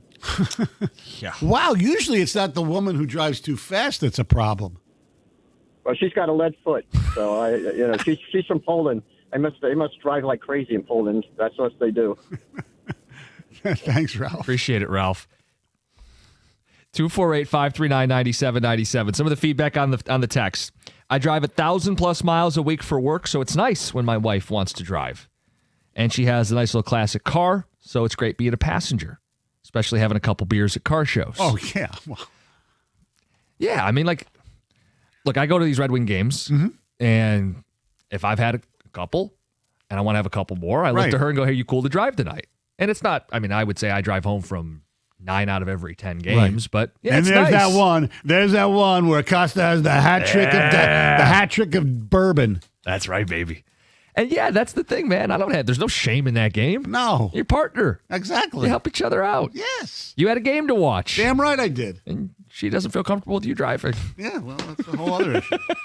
But, knock on wood, I've gotten many accidents. You say many. Have you gotten in some? Not a long time ago once, but how about tickets? Tickets I've been pretty good at. But when I get tickets, it's usually for speeding. She's worried about it, and for people who know me, I kind of ADD that I lose concentration, and especially with you'd be worried about the radio switching channels of all the games and not paying attention, and it's rain. It was raining, and whatever. See, I haven't had a ticket since I moved back here, but I had a couple when I was out in Grand Rapids. I don't know if it's just we're used to people driving faster out here. East side of the state. Oh, I brought that over there, and they were like, "Whoa, easy there, Speedy." Yeah, people drive in the state of Michigan faster than a lot of states. Yeah. So yeah. A couple ticket texts asking where the 2 Grand Slam is. Today's a holiday, so there's no 2 Grand Slam. I know I'm bummed too. Oh, yeah. Wow. So people who are asking about it, no 2 Grand Slam today. Next chance to win will be on Thursday. Chance for $2,000. Text says that the Eagles play like they did last night. Sunday's game will end with Jared Goff on the sideline comfortably watching his backup. All right, hold on one second. The Eagles have a really good defense, and we'll leave it at that. Text says, you know what I learned last night? The Lions are going to the Super Bowl. Okay. I mean, I think they have a chance, obviously, but I think we're getting a little carried away. They're going to the Super Bowl. Right now, with all due respect to the Philadelphia Eagles, the defending Super Bowl champs. But right now, and I'm just saying it's right now, it's still, some teams haven't even played halfway of the season yet, right? Some teams have only played 8 games, right? I think, or most of the people. Yeah, we're right around the halfway point. Okay. There's a lot of football. Okay, so we have a lot of football left. Right now, to me, the 2 best teams in the NFC are the Rams and the Seahawks. And they're going to play one another next week, too. Yes. I know that's what Paul Serra's been pushing. Yeah, the Rams, I think, are the best team in the NFL right now. And I hate it because I'm a big Matthew Stafford hater, but you got to give the man his props. He's playing great. That team is great. I mean... Are you okay? Not very. Hearing you praise Matthew Stafford, this is like a personal little treat for me. He's playing very good. One more time. He's playing great, Jim. Are you and Rieger like in a support therapy group right now about that? I mean, I don't know what Rieger's doing, but I'm coping as best I can. Put it this way, you don't want to be doing what Rieger's doing. No. Another text says, people don't realize they watched elite defenses last night. That's what people are sleeping on. Correct. Okay. Because Green Bay's got a really good defense, and they're fast. I mean, I was told by Jerry Jones, though, that Micah Parsons was terrible against the run and that whichever team he would on would be bad against the run, and the Packers are 4th in the NFL against the run. So Jerry Jones got some explaining to do. You watched it. What'd you think? Ideal outcome, right? Packers lose, Eagles win, but don't look good. Yeah. Not afraid of these teams. Right. Now. Look, offensively, both teams didn't look good, but how much of, and then some both teams, their defenses look good. How much was the good defenses making the offensive look bad? How much of it was it the wind and the cold? I mean, there was no precipitation. It was just old-fashioned football is what it was, and the defenses were really good last night. And the coaches were bozos. Unbelievable. It's 97-1.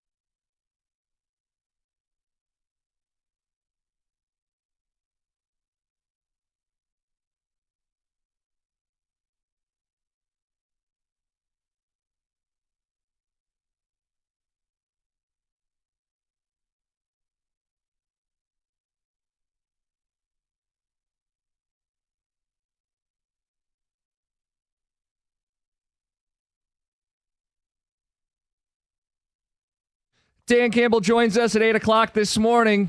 It's 97.1 Veterans Day. Skeleton Crew. No John Jansen, no Heather Park, no Gov, no Greg.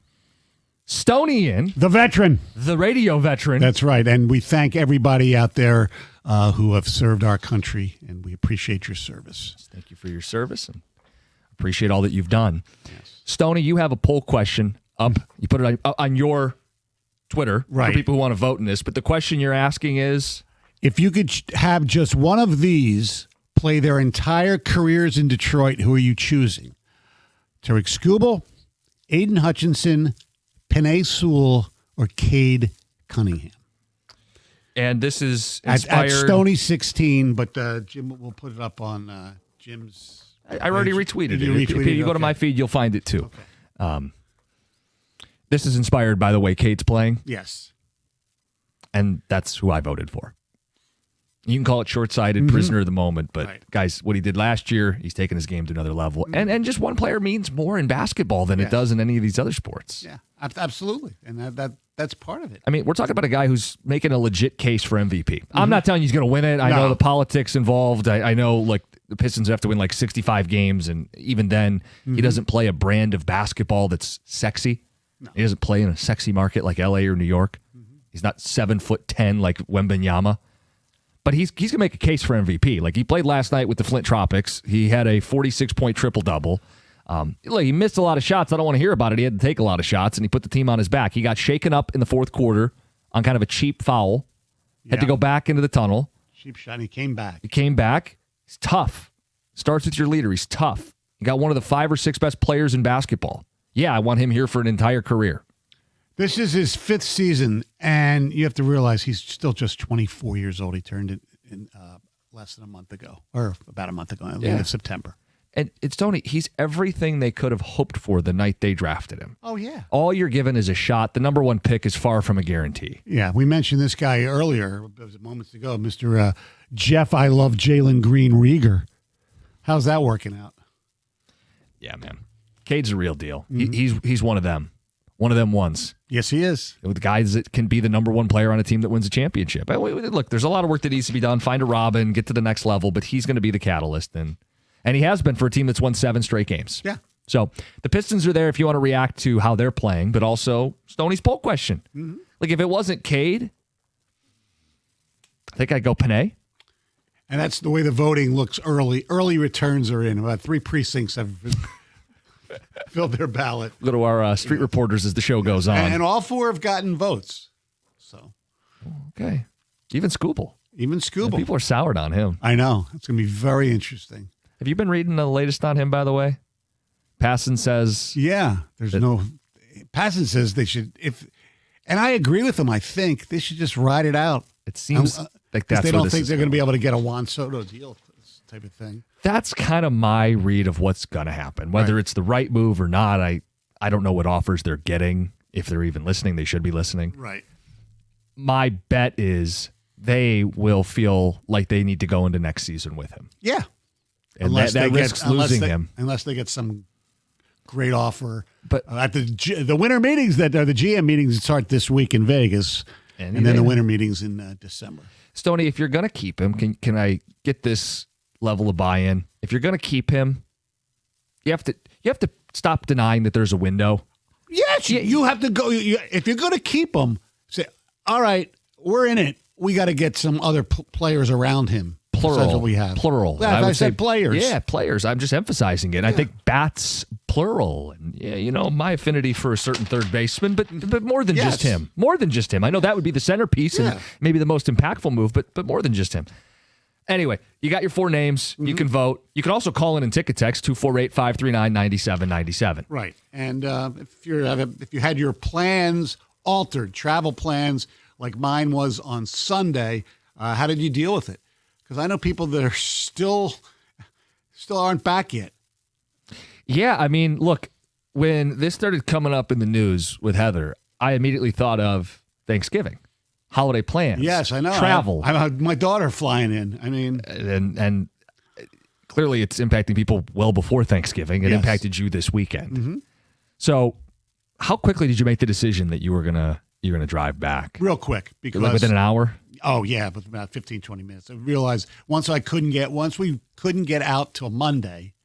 You had no choice. I had no choice. I mean, yeah, I suppose you could. I alerted Jimmy and Jennifer on Friday that this could be an issue, and just hopefully it won't be and all that. And my flight's early enough because I made the flight, 9:00, to get back by, Plenty of time. Plenty of time. And I would have thought too, like if you can't get out of one airport, there's enough airports within. Oh yeah, a couple hour drive. In Newark, there's LaGuardia, there's Kennedy, there's White Plains, and then there's Philly's an hour and a half away. Delta doesn't fly. Well, Atlantic City, they don't fly direct anymore, so that was even a possibility. So yeah, we tried. You just ran out of options. There's right. nothing you could do about it, so you drove, and your wife drove. Yes. And you're asking people a couple questions there. So we'll keep taking those phone calls and ticket text 248-539-9797. On your poll question, first text says Cade, easy choice, followed by Penei Sewell, easiest question ever.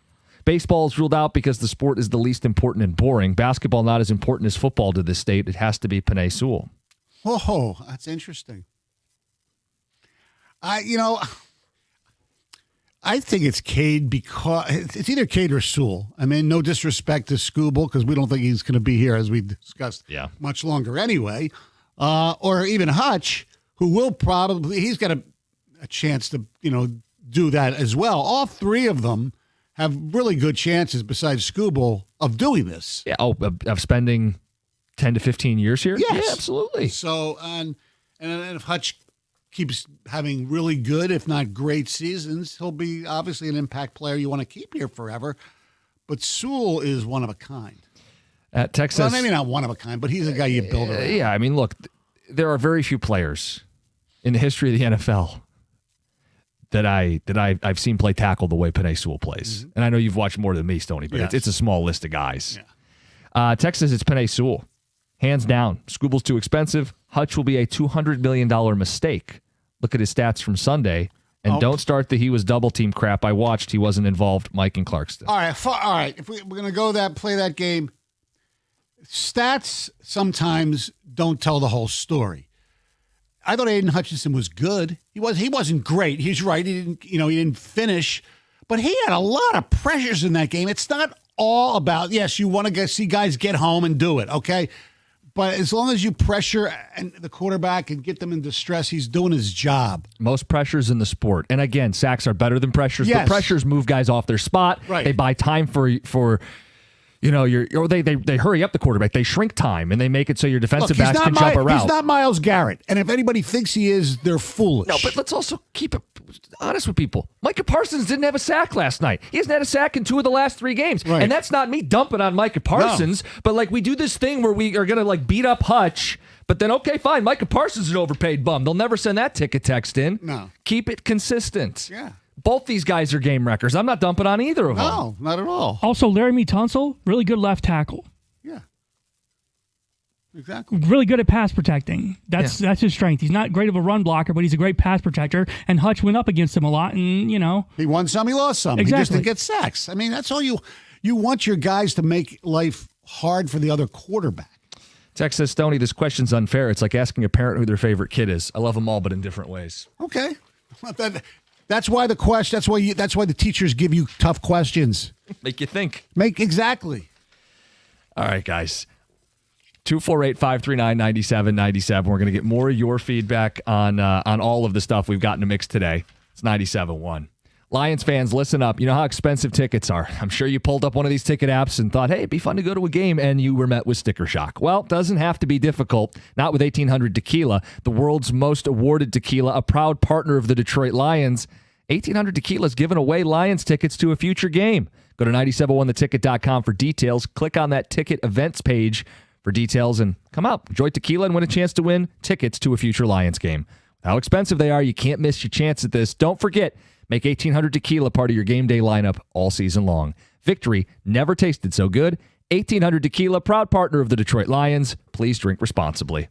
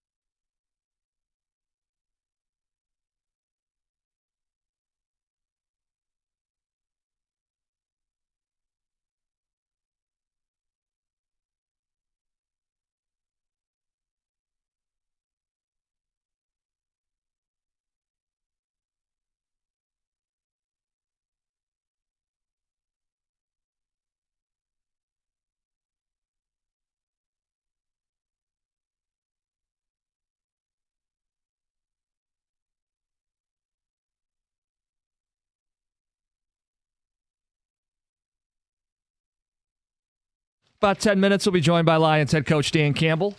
Lions play caller Dan Campbell. Mm-hmm. Jack of all trades, master of all.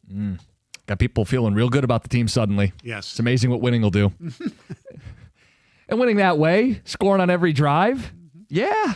Yeah. Then you're watching the Eagles last night going, that don't look very good to me. No. Packers didn't look very good either. All right, offensively. So let's try to be fair. How much of it was that these teams have really good defenses or played really good defense last night? Mm-hmm. It wasn't that the Packers are missing guys, as every team misses guys, but they're no Golden. Kraft is out for the season, which is when I saw. Look, obviously teams can overcome injuries. When I saw last week when I basically wrote them off to win the division. That's their number one guy. That's their number one guy, and they didn't have him. They didn't have Golden, and Jaden Reed's been hurt, so that's done. Then they lost their center. He could be done for the year. That's a huge miss. Jenkins. Yeah. And Philly's defense is pretty damn good, as we know up front.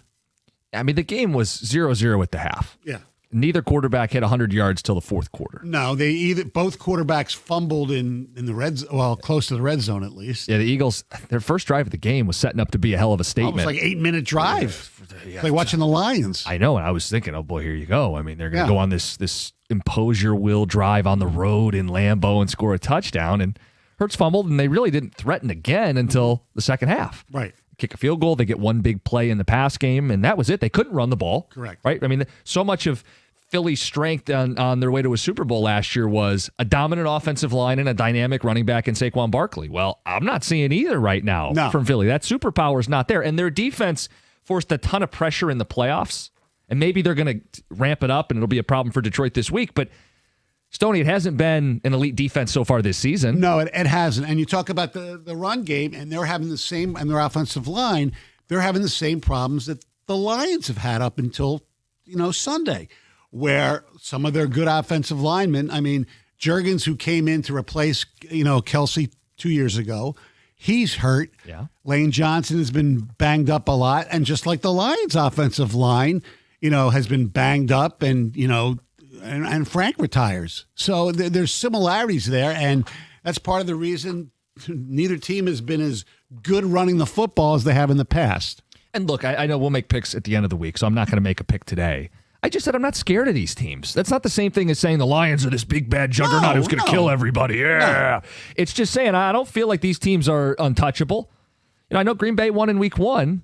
I don't think they're that same team right now. I don't think the Lions are the same team right now. No. And when it comes to Thanksgiving Day, I feel very good about that. Yeah. When it comes to this Sunday, I feel better about it than I did a week ago. Right. A lot better. Look, the Lions have not had a lot of success beating Philadelphia in Philadelphia, but that was before Dan Campbell, too. Don't forget. Right. The end of that Packers-Eagles game, just it really flaunted in your face how sloppy both teams are. Mm-hmm. Like Philly won, but they had a couple chances to run the ball, kill the clock, burn timeouts, and back-to-back pass plays. Yeah, it made no sense. And then at the end of the game, I know they didn't want to kick a field goal with the weather and the wind, and they're only up 3. They threw a deep shot on 4th and 6. It made no sense. I mean, at that point, just punt the ball and make them earn an extra 15, 20 yards. Yeah. I mean, I don't understand it. And then it's LaFleur, 4th and 1. You run shotgun run inside zone that the defense is yelling out pre-snap. They know what the play is. Oops. And then even with all that, the Packers are trying to set up for a game-tying field goal in the waning seconds. They set up for a 64-yard field goal, which feels ridiculous, but we've seen kickers be crazy this year. So they line up for it. Classic ice the kicker timeout called. They kick it anyway, and it's Stoney. It's short. I mean, the guy doesn't have the leg to make a 64-yarder, not in these elements. So what do? They try to throw a pass to gain a couple yards, incomplete. And then try another 64-yard field goal, which misses even worse. I know. Earth to LaFleur, like both coaches trying to out-bozo one another at the end of the game. It was ridiculous. Another similarity between the Eagles and the Lions, they're both, up until Sunday, was kind of struggling at times with new offensive coordinators. Yeah. I mean, Kellen Moore left to go to New Orleans. Granted, he was only there 1 year, but they won a Super Bowl with him. Not bad. Kevin Patalo's taken over. And they've struggled a little bit, and we know what's happened here. Yeah. Rocky, inconsistent. Look, it's the most cliche thing ever, right? It's a week-to-week league, but it's true. Mm-hmm. I mean, a week ago, how did we view these two teams? A week ago, well, the Lions are all beat up front. Goff's getting killed. Didn't do anything at the deadline. Oh, boy. Here we go. Eagles, good couple weeks offensively, going into the bye, rested up, ready to go. Yeah, it's funny. It's week to week, though, man. Like, and I'm not telling you, like, I feel certain about what's going to happen Sunday night. I just don't view it as this, like, daunting Eagles team that's untouchable. And I think the Lions have a hell of a chance to make a statement. All right, I'm reading an article from a Philly fan site here, okay? All right. Section 215. This is before the game yesterday. The Eagles are in the midst of their worst offensive season in the Sirianni era. Through the first half of the season, the Eagles ranked 10th in points, 23rd in yards per game under offensive coordinator Kevin Patullo. The last time the Eagles offense looked this anemic, Doug Peterson was the head coach, and Philly went 4-11-1 for the 2020 season. And they're suggesting getting rid of Patullo and hiring as their new offensive coordinator next year, Brian Daboll. It's a different market, man. It's a different market. They have the number one record in the NFC right now, yes? They won the Super Bowl last year. Never satisfied, though. I respect it. Yeah. I know. People always ask, how come you're always so negative, Michael? I said, well, I kind of have been brought up that way. You know, the city of the boo. I mean, you know, we're never happy. I've changed a little bit since I moved here, but they're on a different level. But I appreciate the passion. Yes, I do. I mean, look, you care about your team. It's kind of a tough love, right? That's more of what that is. It's a tough love. I do get a kick out of it because the Eagles have found this way. Their fans have found this way to simultaneously be like the best team in football and the worst team at the same time in their mind. Oh, yeah. You know what I'm saying? Like, right. it's just they somehow hold these conflicting views simultaneously. Mm-hmm. We are the Super Bowl champs. We're the Eagles. And then at the same time, our offense is busted and we're the worst we've been in years. Yeah. It's a phenomenal, fantastic dichotomy. I know. And by the way, if anybody's thinking of going, just don't wear any Lions stuff or don't be obnoxious because depending on where you sit, the fans are not very nice. Yeah, so this might not be the Lions takeover game, you're saying? No, it won't be. They don't sell their tickets when they're good. This ticket texter says, Kraft gone for the year, massive hit to the Packers. It's like us losing St. Brown, the reliable guy you can always count on in key spots. It's a huge deal for Green Bay. Yeah, it is. There's no doubt. That's part of the game. We won with the Legion of Whom. How about all the interviews the Lions had last year? Find a way. Yeah. Says, would you guys say that next week's Lions game is an NFC Championship preview? Could be. It definitely could be. There's no doubt about it. Could be, but I wouldn't say it. No. Because I look what the Rams are doing. Yes. And Seattle. I don't want to sleep on Seattle. Those two teams could argue they're playing a version of the NFC Championship game this week. And don't forget on Sunday, December 14th, when the Lions go to SoFi, that could be a preview of the NFC Championship game. Sure could. 248-539-9797. Our football coverage on the show today. It's brought to you by Paramount Plus. You can't count on much, but you can always count on Sundays with the NFL on CBS and Paramount Plus. Visit ParamountPlus.com/NFL to get started today. Dan Campbell joins us next, 97.1.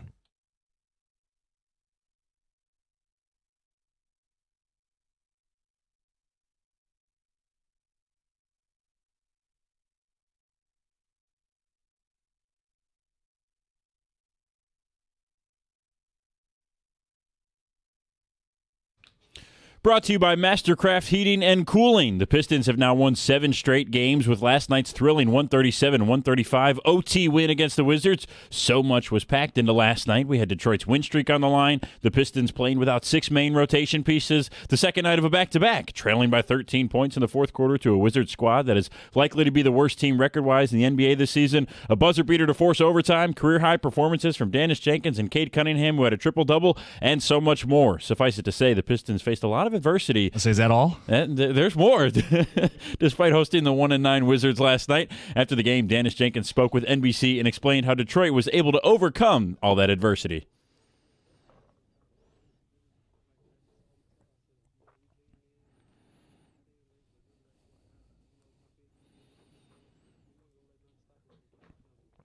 Dan Campbell is set to join Costa and Stoney in just moments right here on 97.1. He was likely watching and scouting last night's Monday Night Football game as the Eagles defeated the Packers on the road in a 10-7 barn burner. The Lions are now tied for first place in the NFC North with Chicago as Green Bay fell to 5-3-1 this season with the loss.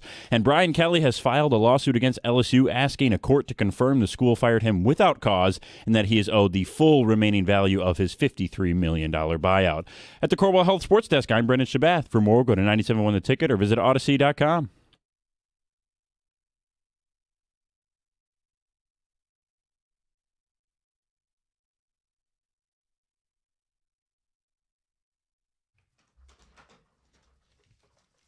Good morning, 97.1. Kind of a gloomy day out. Sun's not exactly peeking through. No. Got Stoney in the studio helping perk things up. And Stoney sitting in this week for the interview with Dan Campbell. Oh, boy. I'm surprised. Yes, exactly.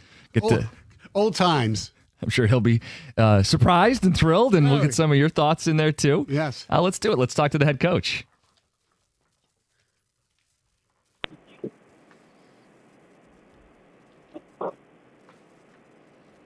Dan, we got a special treat for you this week. Stoney's in for John. All right. What's up, Stoney? How you been? Good. I assume you were up late night scouting and taking notes just like we were? I was. Yeah, I was kind of looking at what they've done up to this point and then just trying to look over my shoulder at the TV and watch a little bit of that, too, while it was going on. So when you watch those two teams play, defenses looked really good, but the offenses had some problems. You have more confidence going into next week's game in Philly after watching the Eagles play? Well, I mean, you got to get all the information. You know, I mean, we got to put this in with everything else and kind of take it for what it is. Obviously, you just said it, two very good teams, two very good defenses, and both sides, the offenses, there's weaponry on both sides. You know, it was really, both teams, about the time you make a play or two here, then something negative happens. You know, you get a negative run or you get a sack or a penalty or a turnover, and that kills you on offense when you're playing really good defenses, man. It can't. In that kind of game, man, that's all it takes to put you in a bad way. So we got our hands full. It's always good to see some of these teams. To know what you're getting ready for, to understand the type of talent that's over there. These guys have won a lot of football. Certainly, they're champions. But it's something our guys embrace, man. We're embracing this. And we're going to look forward to this big time. One of the unique challenges playing Philadelphia, the tush push. And I know you guys have been for keeping it in the game, but it's just another thing you have to prepare for. And how it's officiated, I know, has been a challenge this year too. But what is it like to prepare for that play? Yeah, I mean, there's nothing easy about defending it. It's hard. The good news is they're not hiding it. I mean, you know what's coming, and then they've got a couple of wrinkles off of it. They'll show it, and then they'll hit the perimeter. Once you're all crunched down in there, he'll take it and either hand it off or take it off around the perimeter on a run. That's a good curveball. Good change up for him. How do you practice that? Defending it. Well, it's difficult. I mean, you can't really practice that. Per se, full speed. I'm not going to line our guys up and say, all right, we're going to go 100 miles an hour here, guys. Snap the whistle on tush push, 8 times a day. So it's just more about the technique and how you want to defend it, what you want to do. We're fortunate here. We got some pretty good dudes that know how to play with leverage. DJ Reader and Lopez and Mack and those guys. So that's where it all starts. Is, man, you around the center in those 2 A gaps. Man, you got to have a couple of stumps. You got to have some stumps that have roots, and it starts there, and then everybody's got to fill in. So, listen, the tush push is the least of my concerns. I know it's going to show up, and it's a good play for them, but we got a lot of other things we got to defend before that. Speaking of the guys up front, you kind of praised Lopez yesterday for the way he played. So I'd like to ask you how he's improved. And on the flip side, Talik Williams didn't have a lot of snaps on Sunday. Is there something that he needs to do to get back more in the mix? No, yeah. Well, Lopez has just been really since he's gotten here. He's playing at a high level, man. It's one of the reasons we wanted him here. He's an outstanding role player for us. When he comes in, we don't miss a beat, man. He can lift the point of attack, man. He's one of those guys, man. He plays with leverage. He's stout. He's strong. He's explosive. But then he can run the line of scrimmage too now. So you want to run wide zone on him, he can get knocked back and run. I mean, that was evident the other day. I mean, he was in the backfield 2 or 3 different times. He's one of the reasons we had some of these TFLs. And then he plays hard, man. He plays snap to whistle. He always does. And, that's him. And so he's really kind of been doing that anyway. But I just thought it showed up in the nature of that game and what Washington was trying to do. It was just good to see. And so I love that room right now. He's a big part of that. And no, Tyleek's just a young guy continuing to get better, growing, there's just a little inconsistency at times, but that's not out of the norm. He correct it, get a little bit better, and move on. The hard thing for him, which is a good thing for all of us, is Max playing good, Reader's playing good, Lopez is playing good. Hey, man, you got some good players in front of you right now. And so all he's got to do is elevate his game, and then he'll be in front of them. Talking to Lions head coach Dan Campbell. Dan, you and your reading glasses were the talk of the city on Sunday. Calling plays, is it like riding a bike, and is it something you plan on doing for the foreseeable future here? Well, yeah, I joke in the fact I swear I can see like an eagle from a mile away. But you put it about a foot in front of me, and I might as well be blind. I'm sure we can all can relate to that. Yep. But some of it is, there's a feel to it. Look, it felt right. There's things I got to clean up, but it felt, I guess that's the closest thing. There is a little bit feels like it's riding a bike, which is a good thing. And it helps when you got good players, right? And it helps when you got a quarterback like mine. It helps when you have a staff like I have, because they make it all right.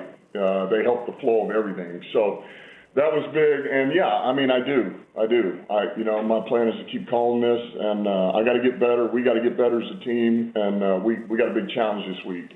When you say it's collaborative, if you could take people inside that world just a little bit, without revealing too much, of course, you guys get a first down, then what's that input like? Who are you hearing from, and what all needs to get juggled before you relay a play in?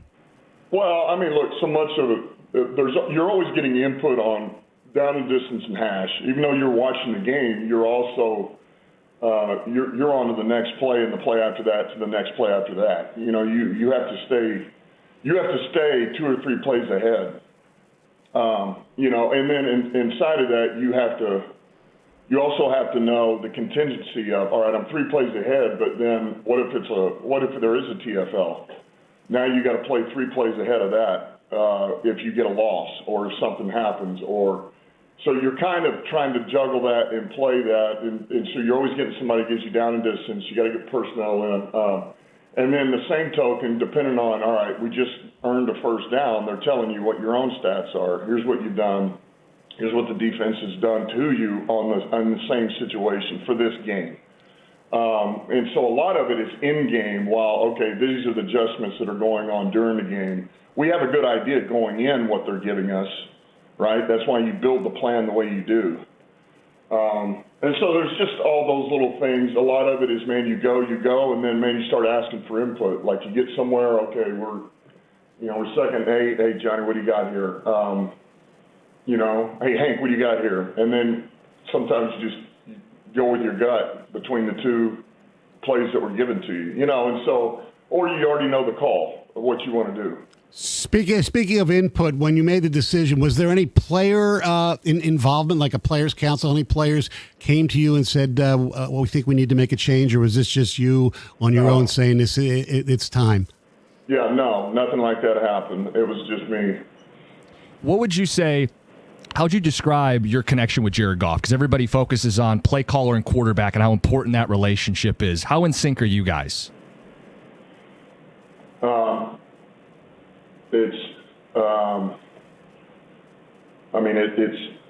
It's very tight, and it's very strong. It's very tight. I think we see the game very much the same way, it's really good, man. You guys and other offensive coordinators around the league, it's kind of a broad question, but a lot of times the first drive of games are scripted, so to speak. You know what you're going to do. How come is there a way to script other portions of the game? Obviously, if you're backed in at your own inside your own 10-yard line, you have to go off script. But is there ever a situation, all right, here's what we're going to do in the first drive. This is this script, and then we're going to have another script for drive 2. Does that ever happen, or is it just you fly by the seat of your pants once the game gets going after the first drive? Yeah, I think a lot of it is you just go with the flow after that. I think that's what you're getting in your thoughts for the second, but when you go into those games, you're walking through those plays. Here's guys, this is what we're going to do. Yes, it is scripted for the most part. Now, if we get off of what you hope is in the plan of what you're doing, we're going to continue to gain yards. So these are the plays we're going to play, and blah blah blah. And so you walk through those, but you don't walk through another segment of them. We've done here. I mean, Ben used to script second half plays. Now we didn't walk through those, but they had those. Like, all right, when we come out second half, here's the 6 plays that we're going, or 7 plays. And that was back when we were having those struggles coming out at halftime 2 years ago. So we started doing that and a little bit, and so yes, I mean, look, you can do it any way you want to do it, but I think the big thing is, it's hard you can say, okay, guys, we're gonna go through these plays here. We're gonna walk through these opening. Okay, hey, now after that, in the second series, all goes right. We're gonna walk through these plays, and then at some point, it's like, well, wait, that's what all practice was about. We just went through all these plays, man. Preparing for the game. So, but you can do it any way you want, Stoney. Mm-hmm. You obviously played in Philly as a Cowboy and as a Giant and maybe even as a Lion, but I don't believe you were a head coach there. I know the Lions haven't played there. Do you have any crazy Philly stories? Because the fans from my hometown are pretty sick in certain ways. Yeah, it's a great place to play. I mean, it's electric. It's had batteries thrown at us, spit on. It's just the classic stuff, man. It's probably the most hostile place to play. And then, going into the stadium, leaving it during the game, things have backed off a lot now since back in the day. Like some of these things you can't do anymore. But I remember Strahan in '99. Maybe it was '99 or 2000. Anyway, I think it was 99. Strahan, I think we were in overtime. Anyway, he took I think it was a fumble recovery all the way back to the house. We won the game because of that. So we all go back there to meet him, and I just see this. It was like a 64-ounce cup this guy had that was full of tobacco spit. Oh. And I'm running over there celebrating. He just pours it on Strahan's back while everybody's running over there. I backed off at the last minute. Yeah, good call. But just stuff like that. So it's a hostile environment. I mean, it gets you fired up, and I'll make sure our guys are prepared. They're going to love this. They really are. Our guys are going to freaking embrace this. This is fun stuff now. That's what I wanted to end with. We're going to talk a lot about this game. It's a big game. How are you going to talk to your team about it? Well, look, it's keep your poise. Keep your poise. Understand they're going to know they're going. I'm going to give them a very good snapshot of what this is going to be like. Keep your poise, and then every play matters. Every play matters. Like this is a heavyweight. This is a heavyweight match, and one misstep can cost you this game. Now that shouldn't make you tight. That shouldn't make you play conservative. Just understand, man, it's going to take all 3 units, and every play, man, you got to give it your full attention and lay it on the freaking line. You can't ask for anything better.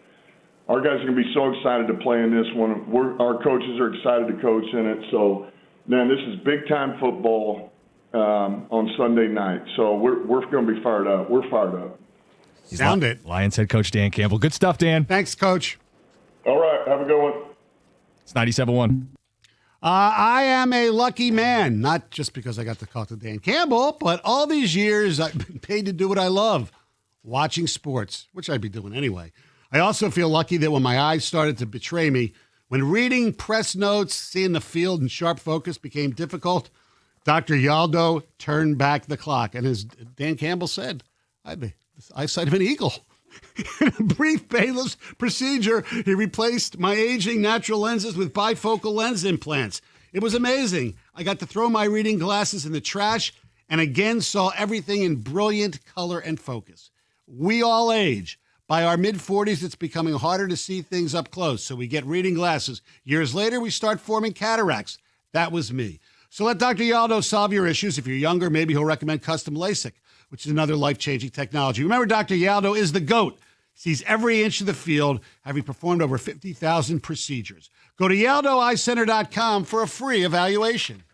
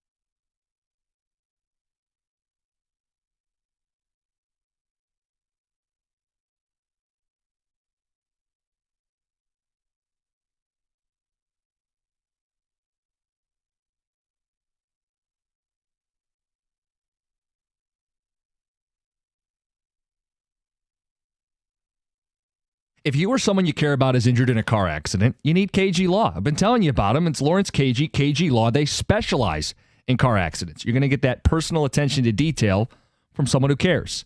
Tell you about Lawrence KG. He's a Detroiter. He's a down-to-earth good dude, and he's someone you want in your corner. He's built his business doing things the right way, and most importantly, delivering for his clients. KG Law has won millions, 98% success rate. Give him a call, 877-KG-CARES. That's K-A-J-Y, or check him out, kgcares.com.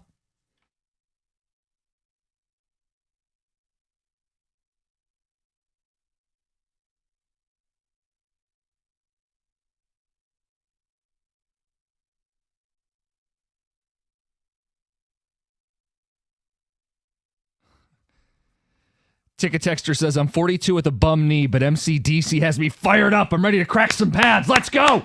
Andrew in Tecumseh.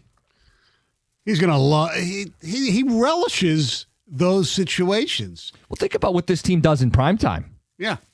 They get up for these games. When the lights are brightest, when the spotlight's on, he has these guys running through brick walls. Yes. And they do a very good job of it. And they play well. And they like the hostile environment. Look, they love being at home. There's no doubt about it.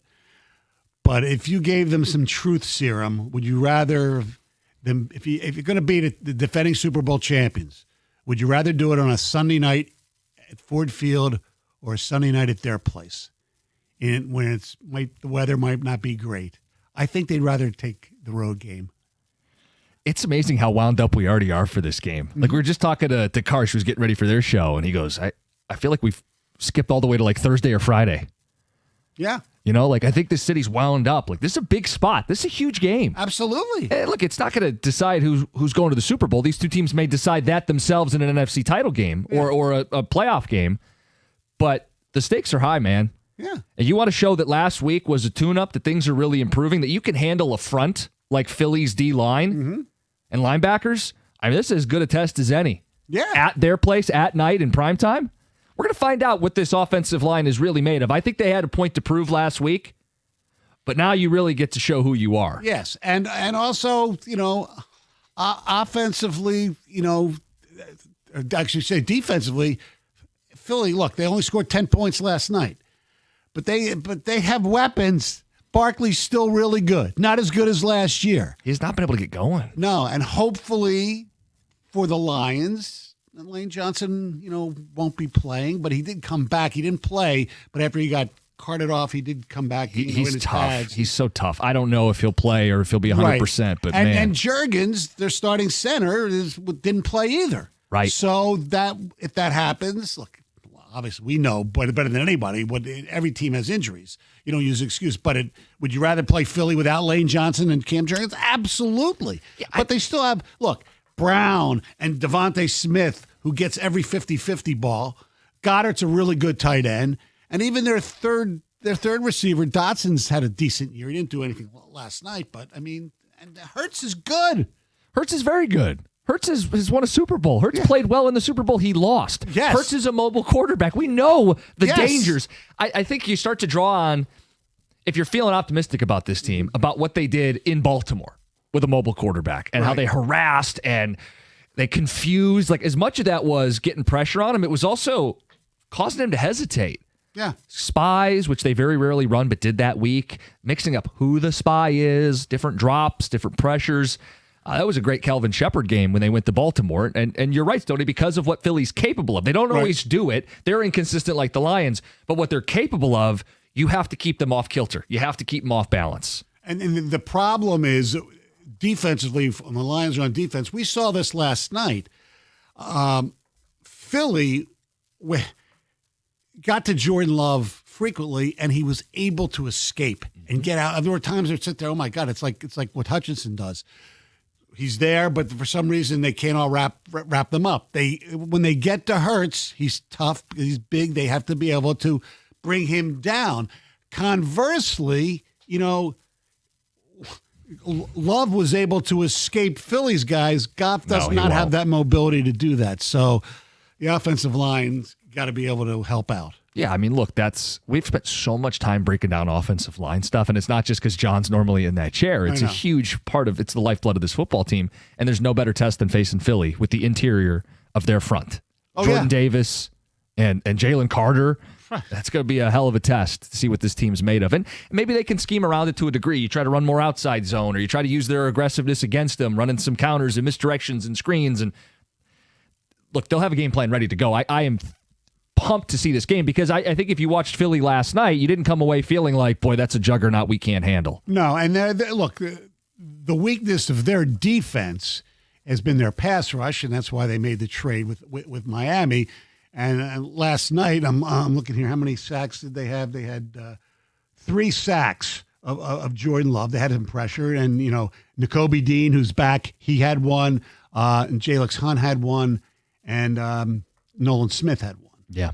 And I know Phillips did he make the tackle on the 4th and 1 play late in the game? He had a couple QB hits in the game. He had a forced fumble, and he also recovered the fumble. Yeah.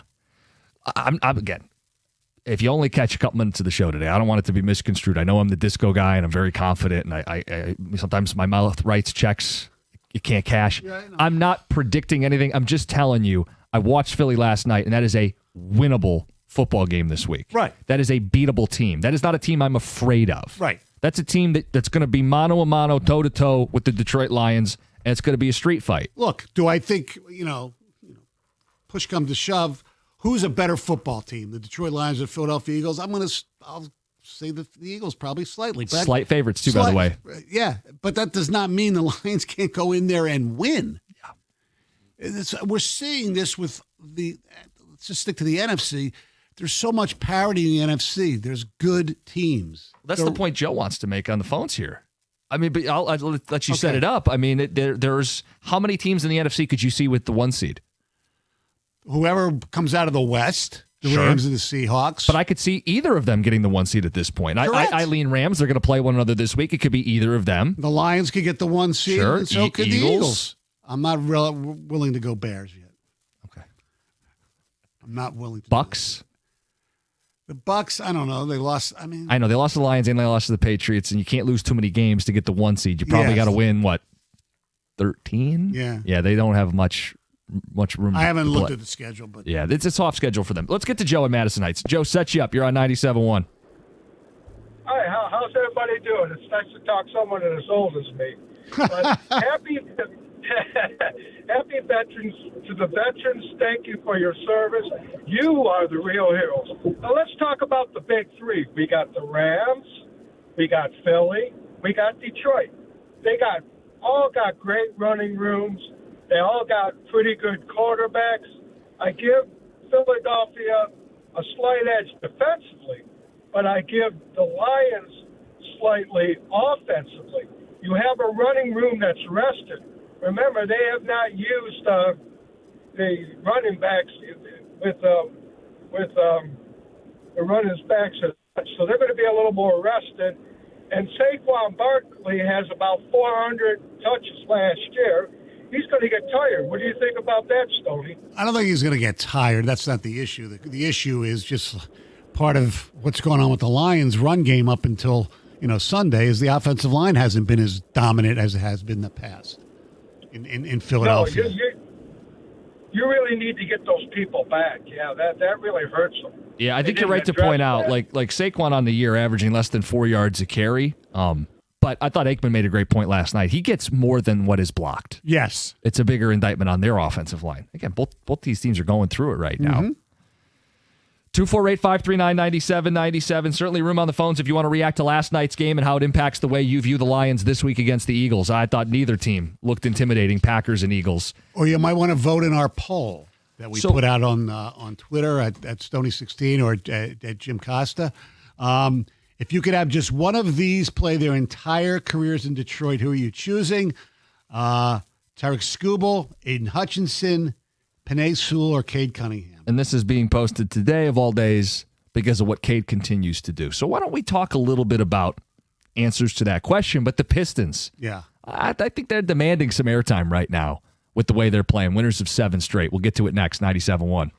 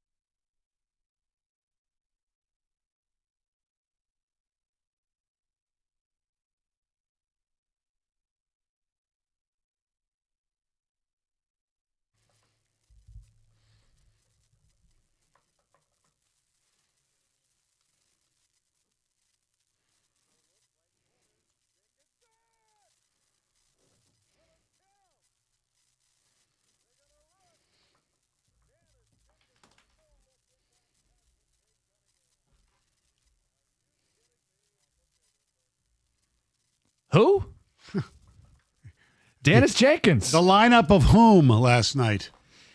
Cade Cunningham and the Flint Tropics picking up a win. That's 7 straight for Detroit. They were missing 6 of their regulars for last night's game, playing their 3rd and 4 nights, and it wasn't always pretty. Cade missed a lot of shots, but he shouldered a lot of the responsibility, came back after getting shaken up, and led the Pistons to another win. And look, so we're talking about the lineup of whom. It was so no Ivy, obviously, no Sasser. They've been out for a while. Asar Thompson out. Isaiah Stewart out.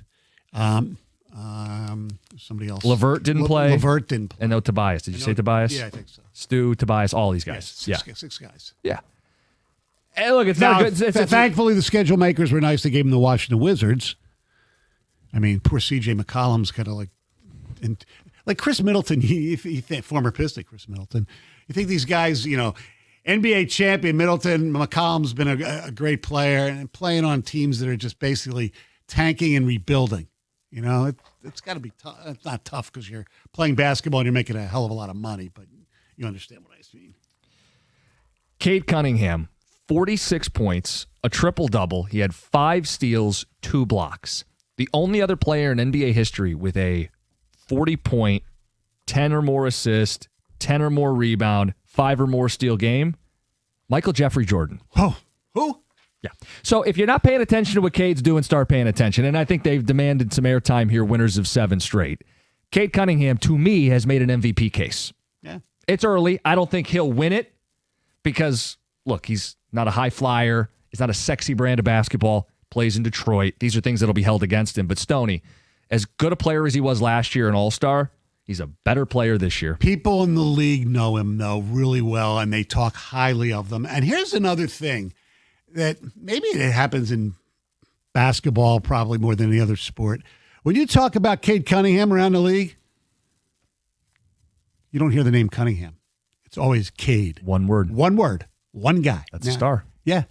Stars get called one name. It's just Cade. Yeah. That's all it is Cade. Now, the flip side, there was a reason we're not bagging on him for missing a lot of, for taking as many shots as he did at all, but it was the first player to miss more than 30 shots in a game since like Rick Barry in the 70s. You said it's the Piston record for most missed field goals? I believe so, yeah. Yeah. Again, if you want to be a jerk about it, I guess you could. No. He's great. He is great. Because I see some of this, like, people want to undercut the night he had with, he missed all these shots. He was playing with the Flint Tropics. Someone's got to shoot the basketball. And he was missing some short. It's a back-to-back. And I guess, you know what he could have done, Stoney? He could have just not played. Yeah. He could have just taken a maintenance day. And when he got shaken up in the fourth quarter, he could have just said, ooh, I'm all banged up. I'm not going to play. But he's tough. He's a leader. He's going to stay out there even when it's not going right. And he's going to be the catalyst for winning. Yes. Which is everything we could have dreamed of when he was the number 1 pick. No doubt. I never saw those, he was only in Oklahoma State for 1 year, so you never saw those leadership characteristics, and he's just been and it's been slower than we want because of the injuries that he had twice in his career. He basically missed 2 full seasons to a certain extent, right? Yeah. So he's 24 years old. He is a great player on the verge of superstardom. Now, to be a superstar in my mind, you have to have playoff success. Agree. But he's on his way there. But when I ask MVP, that is a regular season achievement. Yes. When I ask about the MVP, am I being a homer or is this real? It's real.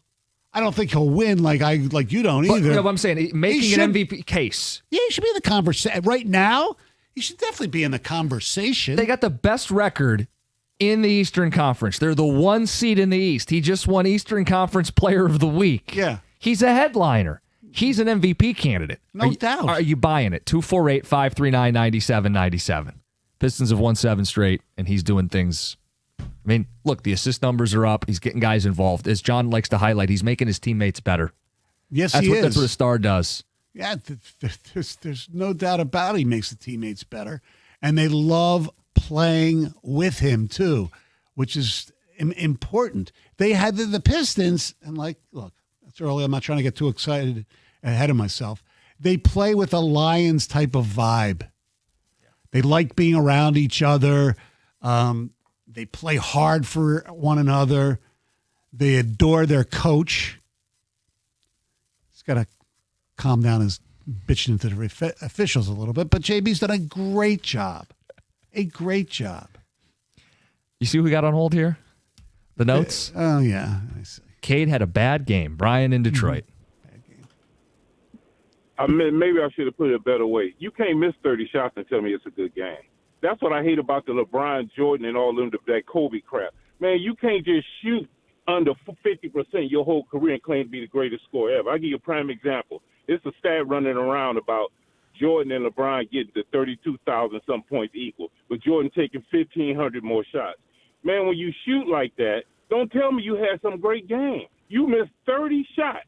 I didn't look at the game. I'm just listening to what you gentlemen telling me. Okay. You can't miss 30 shots, man, and tell me you had a good game. Well, you have to put everything in context, and because you didn't see the game, you understand. Yes, his shot was bad, especially in the first half, and he wasn't shooting good from 3.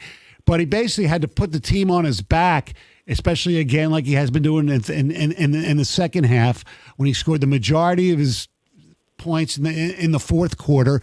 They were so injury depleted that they really had nobody else to score. He had to carry. It's not that as you know, Brian, I think, because you're pretty educated, that Cade Cunningham is not one of these volume shooters, a ball hog. It was necessity, even though he wasn't shooting. So that's why, and you put the rebounds, you put the assists, you put the steals, you put the blocks. That's why he had a good game. And he finally got foul calls, and he made 16 of 18 from the line. So Listen, yes, I'm not saying Cade is a superstar. But what I'm saying is, gentlemen, don't tell me that's the great myth started with Kobe and Jordan. We just go shoot 1,000,000 times, and we gonna be considered to be great no matter what. Brian, Just big get picture. all the shots that we missed. Big picture, I agree with you. But I want to get to the Lions, fellas. Okay. The Lions do have a chance to win a Super Bowl. I agree with that. But we got to stop judging on how they played against the Washington Generals the other day compared to what Philadelphia and Green Bay were. That game is going to be a hard game to beat Philadelphia. They're not going. I don't care how many pair of glasses Dan put on. It's going to be a hard game against Philly. Oh, no doubt. He could have bifocals. It's not going to make it any easier. I agree with you. And I want to ask you two gentlemen a question. The Lions season is too up and down. If the Lions don't win the division, that means they have to win 4 games in the playoff to get to win the Super Bowl. Yes.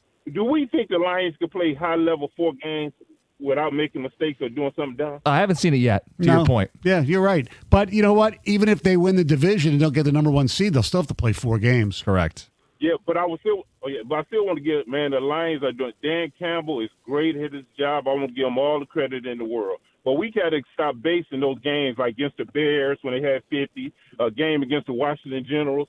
We go see next week exactly where the Lions at. And I think they're a great team. But we got to see it on the field against one of the top teams. And next week is due date, and we'll find out. I love y'all show, fellas. Hey, thanks, Brian. Look, I'd go a step further. Even if they beat the Eagles, it doesn't mean they're winning the Super Bowl. No, they got to go out to L.A. and play the Rams. Because they may face well, first of all, they'll play the Rams in the regular season out in L.A. But they also might face the Eagles and the Rams again in the playoffs. And it won't matter that you beat them in the regular season. So I know this game's going to get built up where if the Lions win, they're the best thing ever. And if they lose, their season's in the dumpster.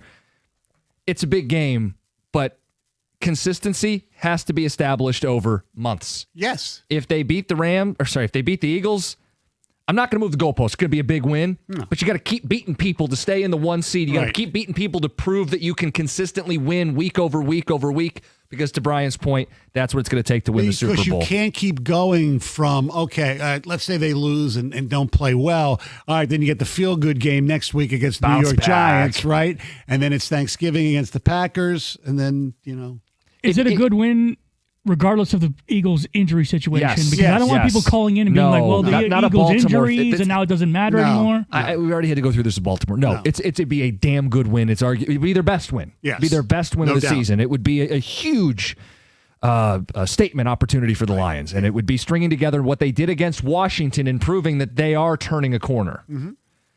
To his point about Cade, and I know we're up against it, but I just want to finish that discussion. He is right big picture. That is an inefficient night. Yes. That is not a night we would be praising if it was happening every night. No. But for a night, Cade's leading the NBA in fourth quarter scoring. He's putting the team on his back and doing what's necessary to find a way to win when things aren't going well. That's a guy who's been forged in the face of adversity. That's something worth celebrating. Yes. That makes it a good game. Absolutely. It's 97-1.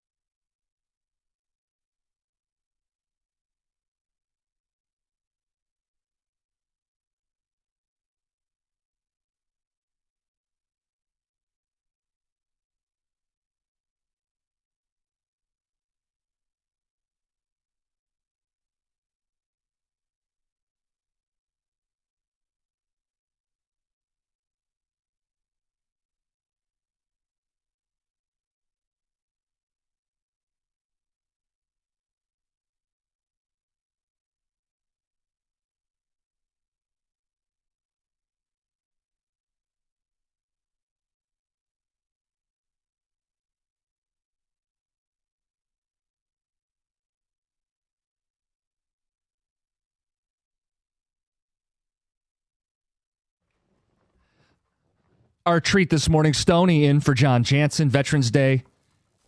Thank you to all our veterans out there for the sacrifices they've made. Absolutely. And also thank you to all the people who are working, federal workers who are still working even though they are not getting paid yet. Yes. They're getting close to settling something, but it's still a yes, joke. It's a joke. It's a disgrace. They've had to go paychecks plural in a lot of instances. Mm-hmm. So thank you. And if you missed it, Stoney had to deal with some of the issues of that with flights being canceled. Yes. You can catch that Odyssey Rewind. It'll get podcasted later, but Stoney had to make the trek by car from the East Coast to make it back in time for the Lions game over the weekend. Yes. And your wife did the driving. My wife did the driving. Which I'm sure people listening are not surprised by. No, not at all. No. But it's not that I said you're driving. It's, come on, let me drive. No. You're going to be too distracted by trying to change the radio stations to get every NFL game and all that. And she's right. Yeah. She's right. So yeah. Better safe than sorry. Yeah. You also brought this up, the Veterans Day. It's the 11th today. Mm-hmm. Surprised that it doesn't get observed on like a Monday like most holidays or a Friday when it falls. Yes, even if it is, I mean, it is November the 11th is when it's always observed. Yeah. But as far as, the way we are with holidays. Yeah. Well, actually, because MLK Day is always that Monday. It's not on his birthday or whatever. Mm-hmm. President's Day, when I was a younger person, we used to, both Lincoln's birthday and Washington's birthday were holidays. Well, that's because Lincoln was still alive at the time, right? February 12th was Lincoln's birthday, and February 22nd was Washington's birthday, and they were both holidays. And they decided, you know what? We don't need two. We'll just do one, and we'll call it President's Day. So, a little history lesson. Mm-hmm. Last night, what did you take out of that as a Lions fan? Because we made it an appointment viewing, right? Yes. Packers and Eagles. You wanted to keep an eye on both of these teams. Of course. And you had a rooting interest, and you wanted to see certain things, and you saw certain things, Stoney. You saw both teams shut out in the first half. You saw both quarterbacks held under 100 passing yards until the fourth quarter. You saw two coaches try to out-bozo one another at the end of the game. My God. You didn't see a very good brand of football from either side. No. So the biggest story is the Packers lose. They fall to third in the division. You wake up this morning, the Lions are in first place. First things first, lock up your division. Second things second, you worry about the Eagles. And you get the toe-to-toe showdown this week. Philly didn't look very good. So you get the best of both worlds. Offensively. That wasn't a good game. No, I know. But I'm saying defensively, both teams played pretty well. I mean, it'd be nice if Jordan Love didn't make dumb decisions every other play. That's true. I mean, I think he really helped Philly, if we're being honest. Well, Philly also helped Green Bay by going prevent and allowing them to score the touchdown and make it 10-7. I mean, even Troy Aikman was saying, look how far off the ball they're playing. They gave them I think it was like 3rd and 8, and they're playing them 12 yards back and just gave them first down. But Jordan Love's taking sacks before the half. He's fumbling in critical enemy territory. Stoney, the guy's not that good. It's back-to-back weeks. He hasn't thrown a touchdown. He's got more turnovers than touchdowns over the last 2 weeks. And against, the Panthers, they lost to the Browns. Look, here's the deal. And the Eagles' defense hadn't been great all year, for the record. No, and the other thing is, look, Jordan Love could come in here on Thanksgiving and light it up. He can. He has before. Yes, he has. He's been great at times. But to sit there and say that he's like a top 10 quarterback right now in this league, I don't think so. I'm not on Tell the Jordan my podcast Love partner train. that. Well, he wanted to get rid of Daniel Jones. I'm just kidding. They should have gotten rid of Daniel Jones at the time. But no. But my take on this was, hey, good news the Packers lost. Good news that the Eagles couldn't get the run game going. Lane Johnson gets injured in the game. They didn't exactly pop off the page. And they have one less day to prepare for a Lions team coming in off a tune-up game where they looked much improved. Yeah. You should feel good about it. You should feel as good as you can about this matchup based on what the Lions did this week and what the Eagles did this week. And you love the fact that Green Bay has back-to-back losses to the Carolina Panthers and the Philadelphia Eagles at home. Yeah. At home. And by the way, Mr., I'm the greatest offensive mind of all time, LaFleur. Somebody actually asked him if he feels he's coaching for his job last night. I heard that, yeah. So it could be another one. And then he said, I'm going to paraphrase, but I saw this morning. He said, we always do that. Well, first he said, I'll leave that to you guys. And then said, you're always coaching for your job and you're never taking a deep breath and you're always working like you have to. Okay. Specifically on LaFleur, then we're going to get to calls. They get to a spot at the end of the game, inexplicably. The Eagles don't run out the clock. They're throwing the ball. They're airing it out instead of punting to pin them deep. Inexplicably, the Packers have a chance to tie that game at the end.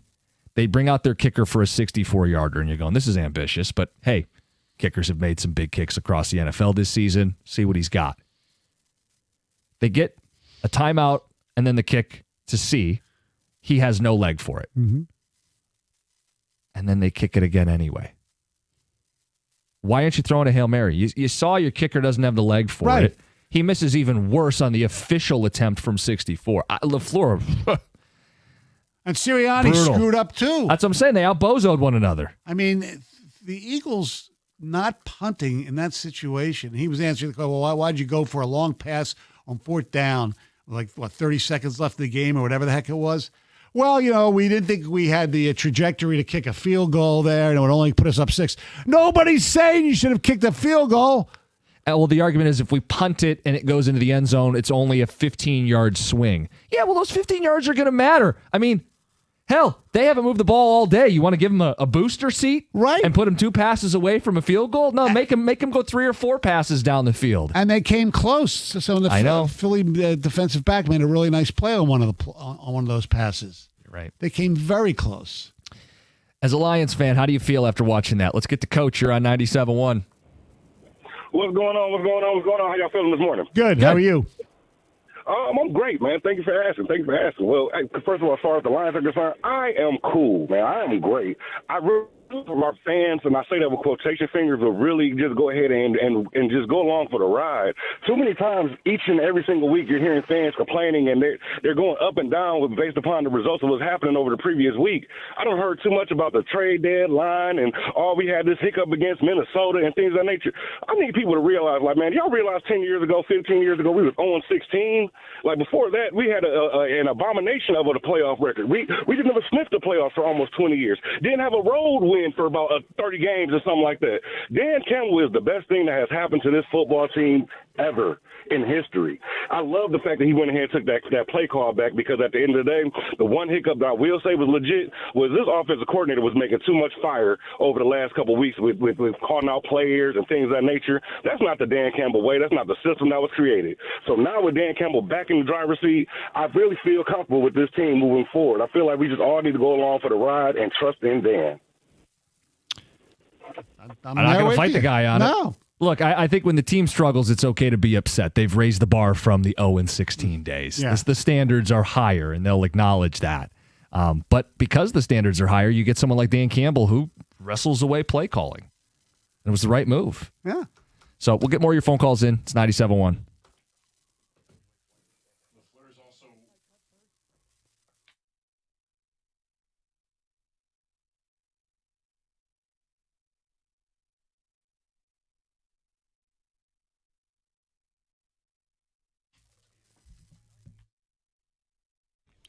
Brought to you by Mother Waddles. Dan Campbell spoke with the morning show here on 97.1 earlier this hour. He detailed scouting the Eagles and Packers who played last night, gave insight into his decision to call the offensive plays, and broke news about some eyesight issues.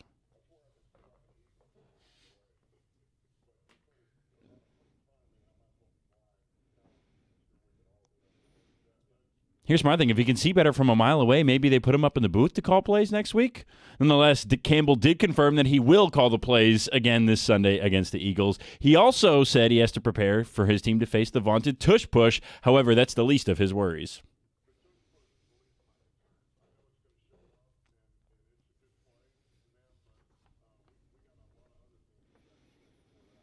Campbell did say prior to that statement that the tush push is a great play that is very hard to stop, especially because you can't practice full speed against it. Hopefully the Lions don't see it too much when they face Philly in prime time at 8:20 this Sunday. In other football news, Brian Kelly is suing LSU in an effort to ensure he was fired without cause and will be paid his $53 million buyout. According to ESPN, the suit says that LSU informed Kelly that he had not been formally terminated when the coaching change was announced and that grounds for termination with cause existed. At the Corewell Health Sports Desk, I'm Brendan Shabat. For more, go to 97.1 The Ticket or Odyssey.com.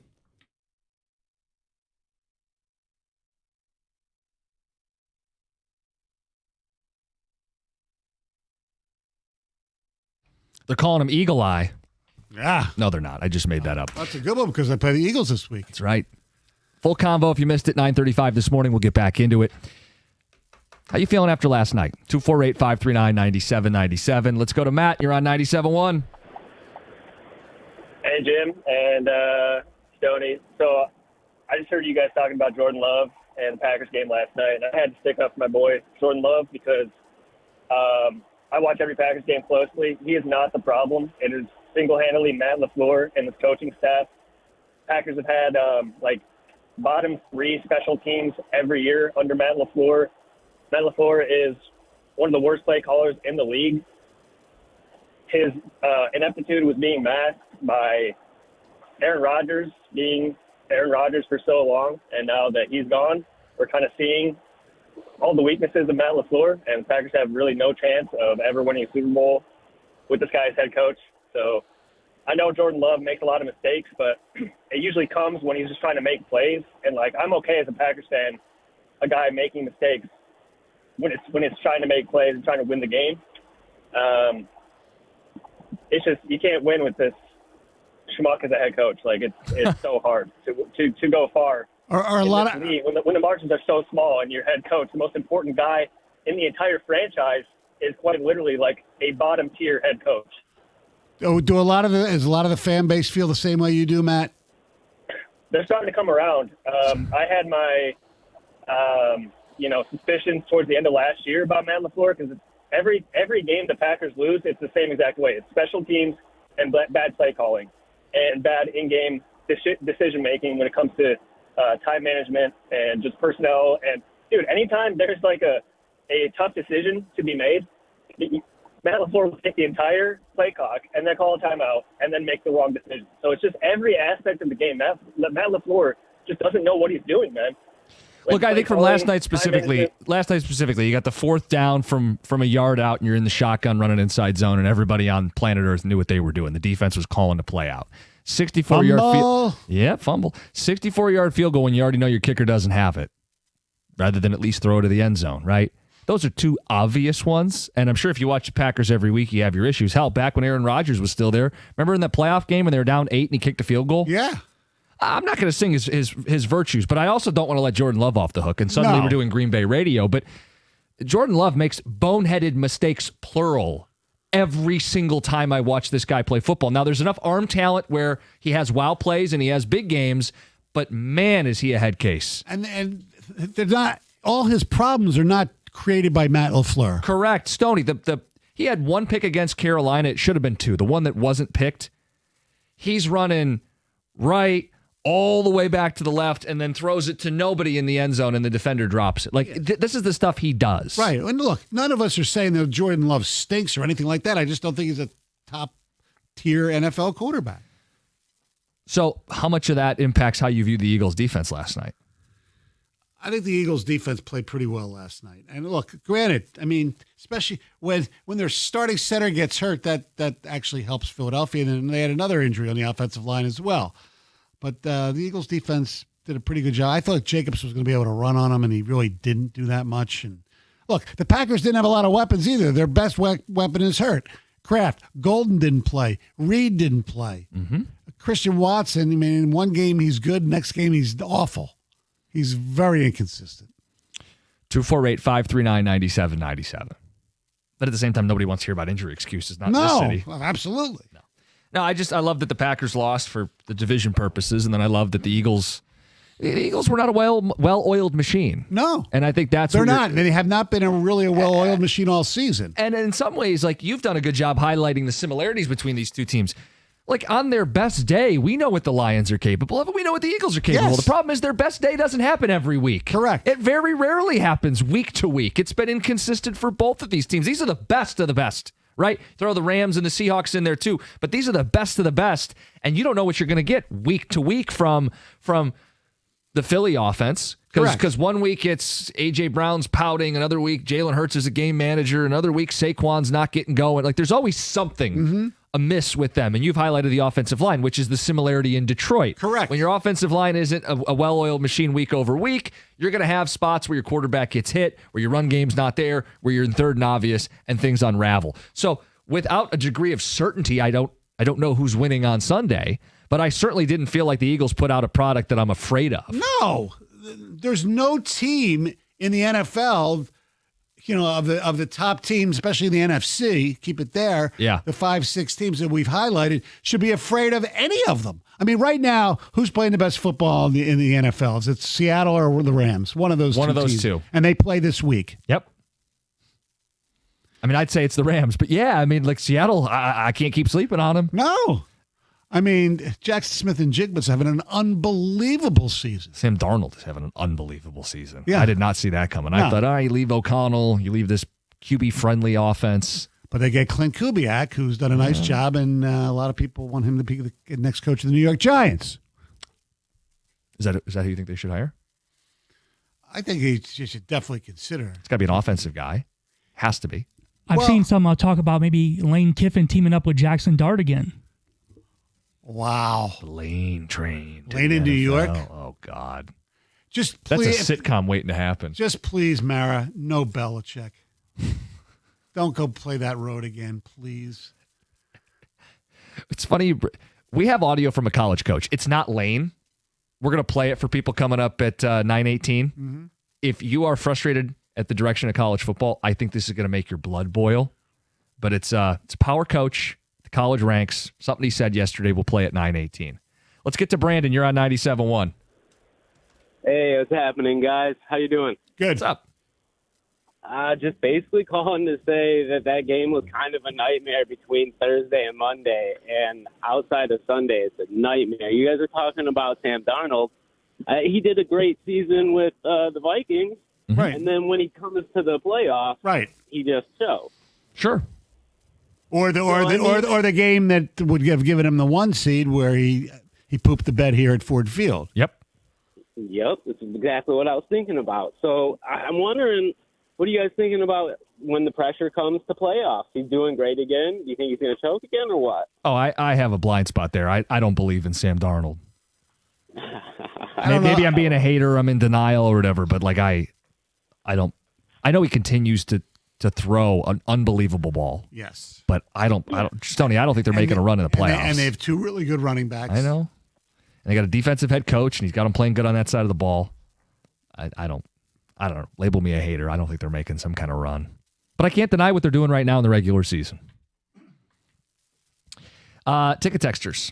Some of their thoughts on this. 248-539-9797 says, as a Lions fan, I'm unsure of what I saw last night. I can't tell if both offenses are bad or if both defenses were stellar. Terrell at work. That's a combo platter there. Yeah. I mean, Green Bay, look, we saw how good their defense was against the Lions in the first game, and even the games they've lost, they don't give up a lot of points. I think I pointed out the Packers have given up 39 points, 780 yards in their 3 losses combined. First team to allow fewer than 40 points and 800 yards over their first 3 losses this season since the 1940 Detroit Lions. ESPN put up a great stat. In his career with the Packers, when the defense gives up 17 points or less, Aaron Rodgers was 65-4. The same thing for Jordan Love. He's only 8-4. That percentage is not quite. He's not Aaron Rodgers. That's sure. That's for sure. A few ticket texts.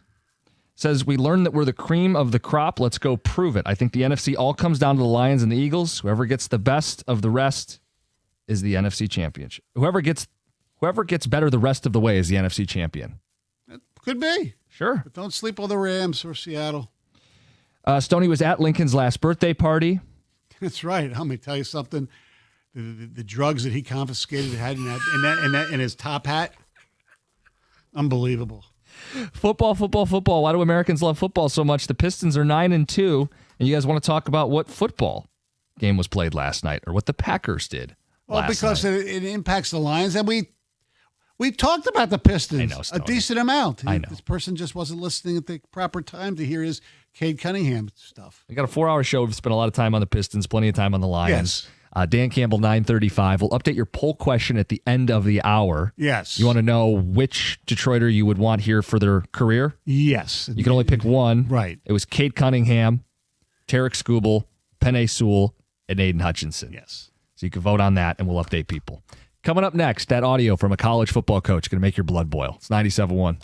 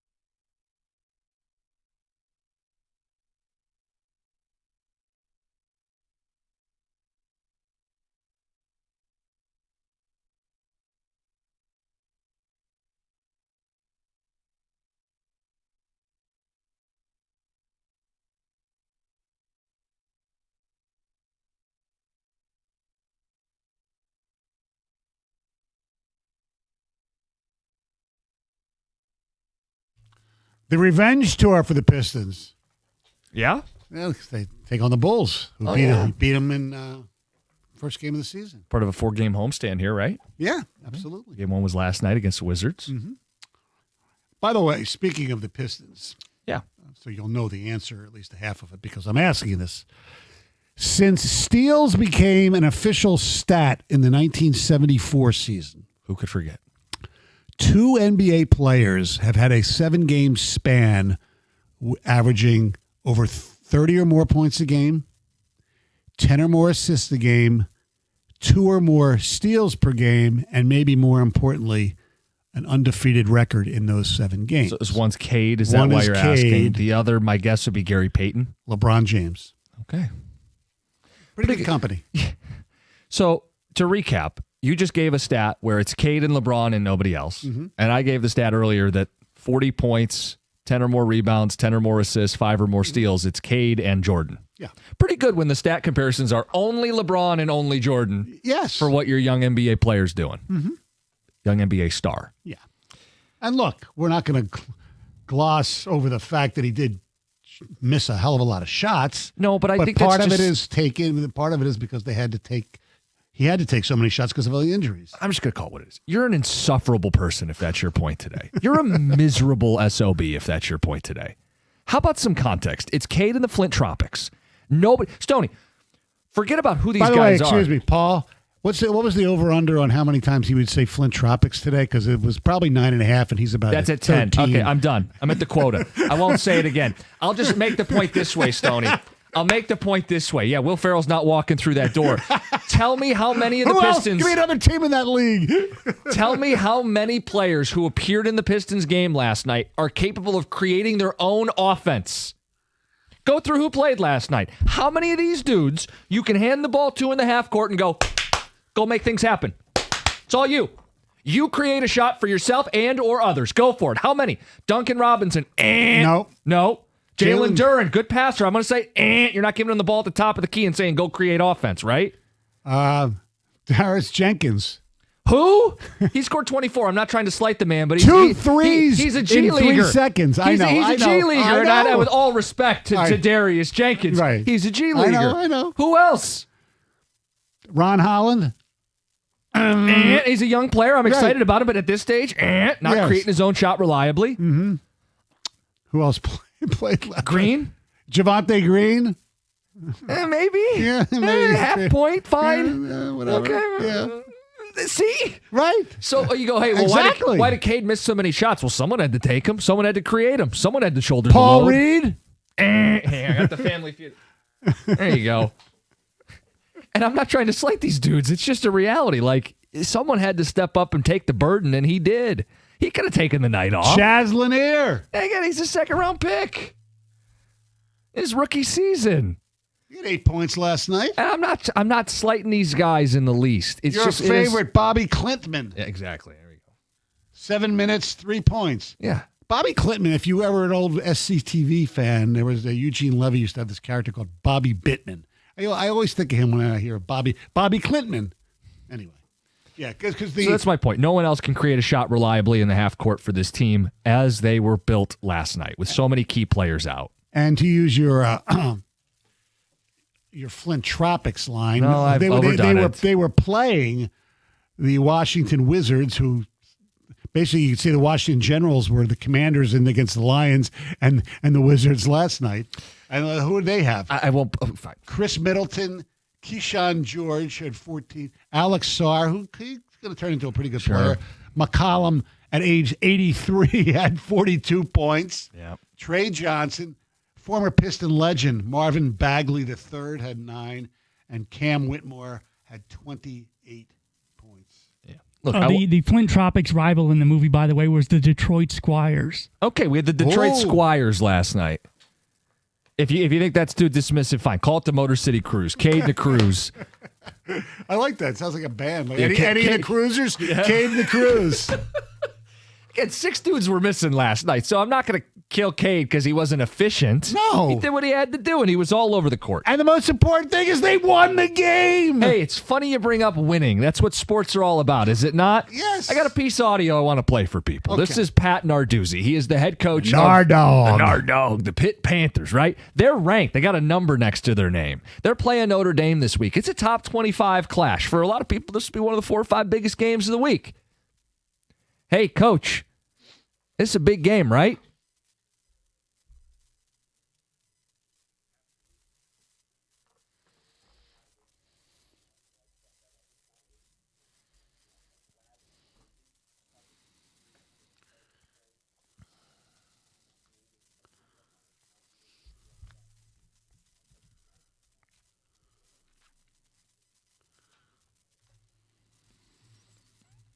I don't care if we lose by 100 points. Not exactly what you want to hear. Not exactly a Dan Campbell peel the paint speech before the game. Yeah, I don't care if we lose by 100 this week as long as we win the next 2. And I know what he's saying. If they win the ACC as a conference champ, probably in the playoff. Mm-hmm. And this is going to inflame a lot of people who hate the 12-team playoff. Right. Because in the coach's eyes, said the quiet part out loud, this game's meaningless. You don't want games to be meaningless in November. No. Do you think it was a shot at Notre Dame?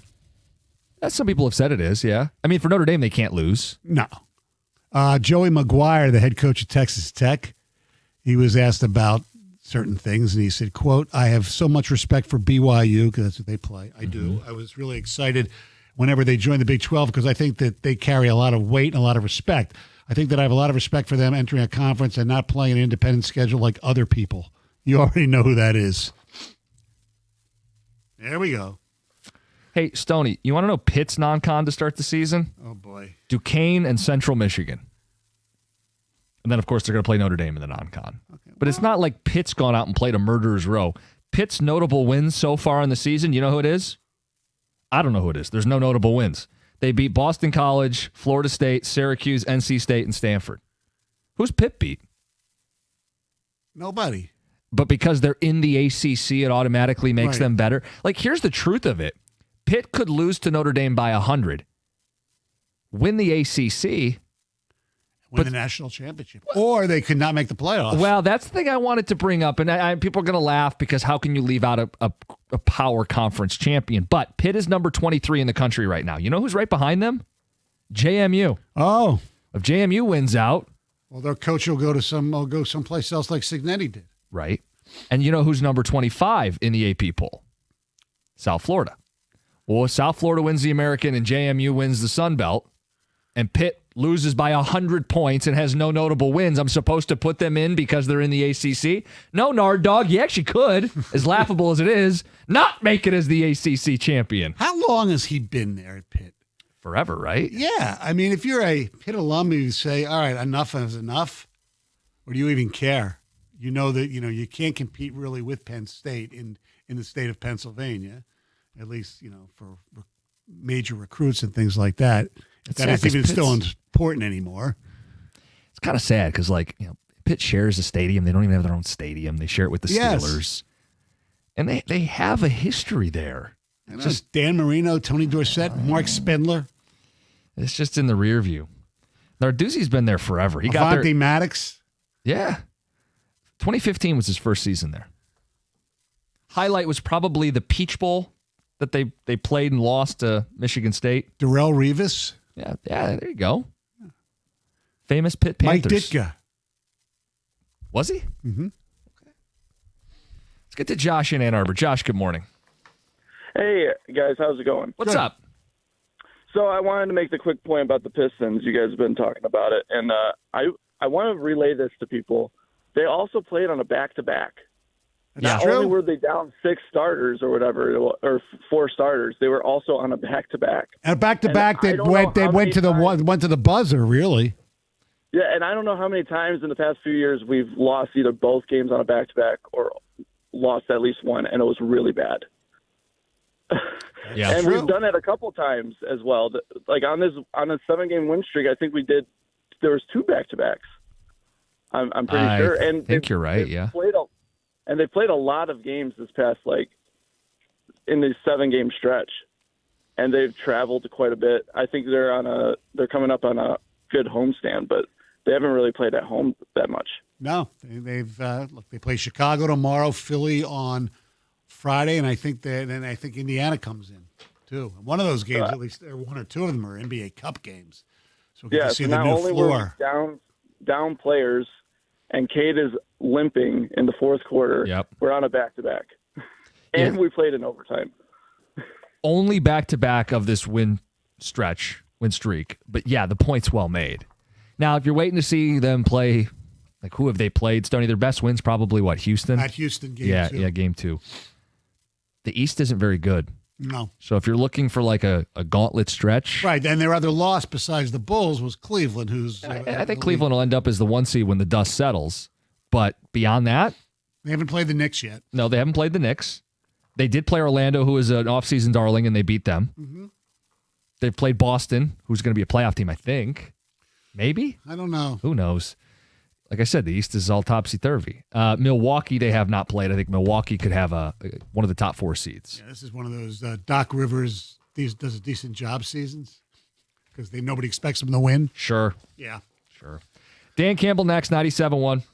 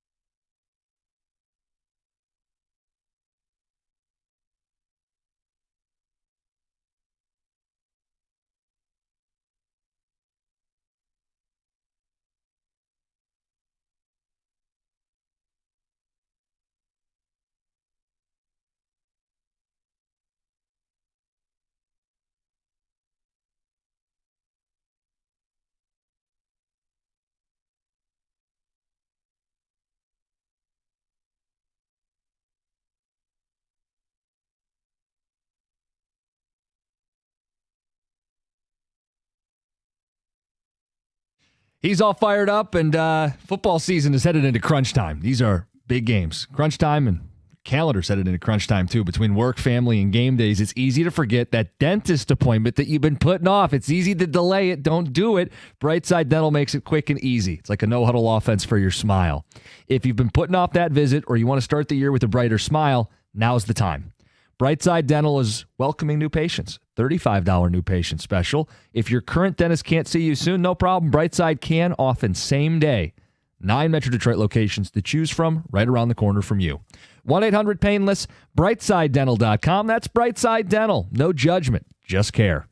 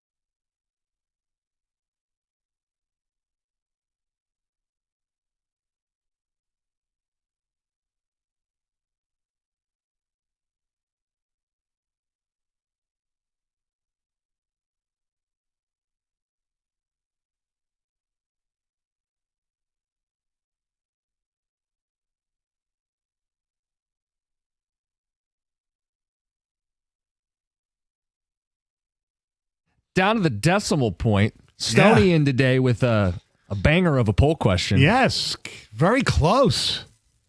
We got about 4 minutes left.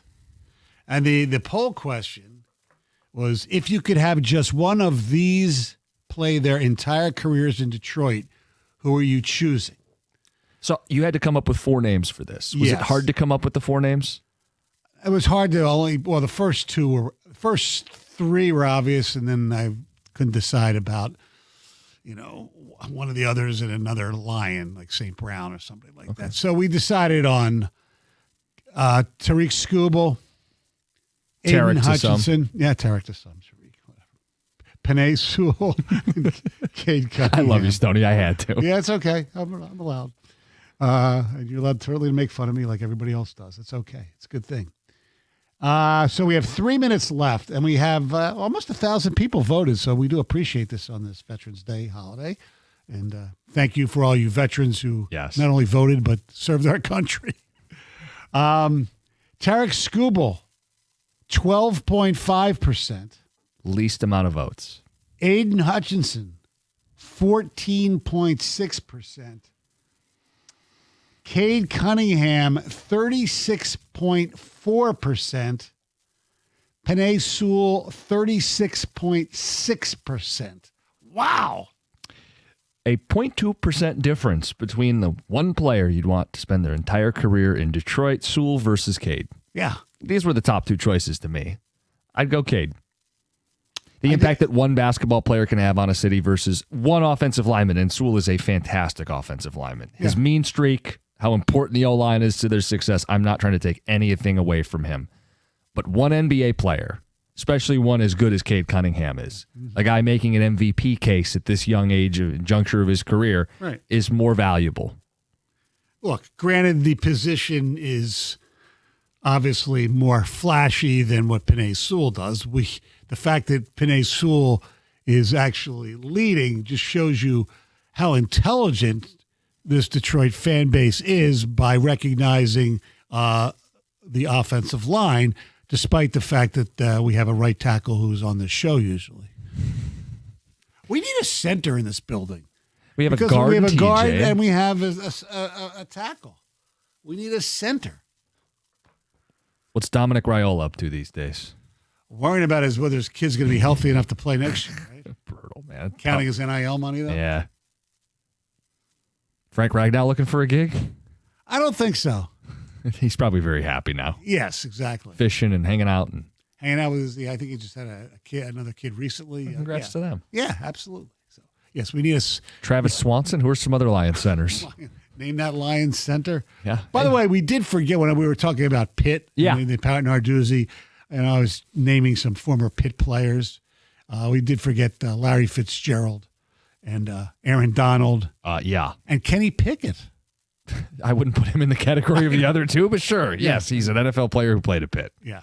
Did we mention Darrelle Revis? You did. Yes, we did mention Darrelle Revis. Yeah. I think the best of that bunch is Donald. Donald first, Marino and Dorsett, or Dorsett and Marino. There's your top 3. Oh, Ditka's in the Hall of Fame. Yeah. Okay. Sorry, Spindler. You didn't make the Hall of Fame, but we mentioned you. Revis could make an argument, though, because Revis is probably the best corner I've seen in my lifetime. Like, he was legitimately a shutdown corner. He didn't turn the ball over as much as some corners do, but, man, for a few years there, Revis Island was legit. That's true. No love for Ironhead Hayward, though.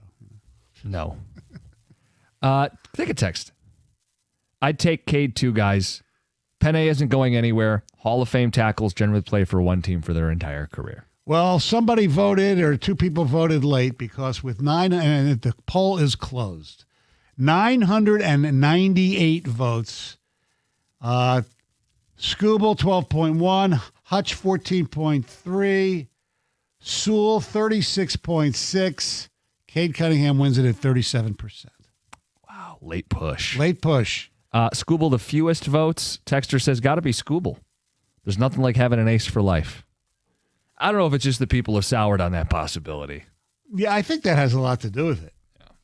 I do. And also I think they soured on him because of that he, although AJ will never say it, he took himself out of the game. Gave us all he had, Stoney. Yeah. doesn't sit well with anybody. You wanted to lose with him on the mound. Somebody says, well, I would also say Lucas Raymond.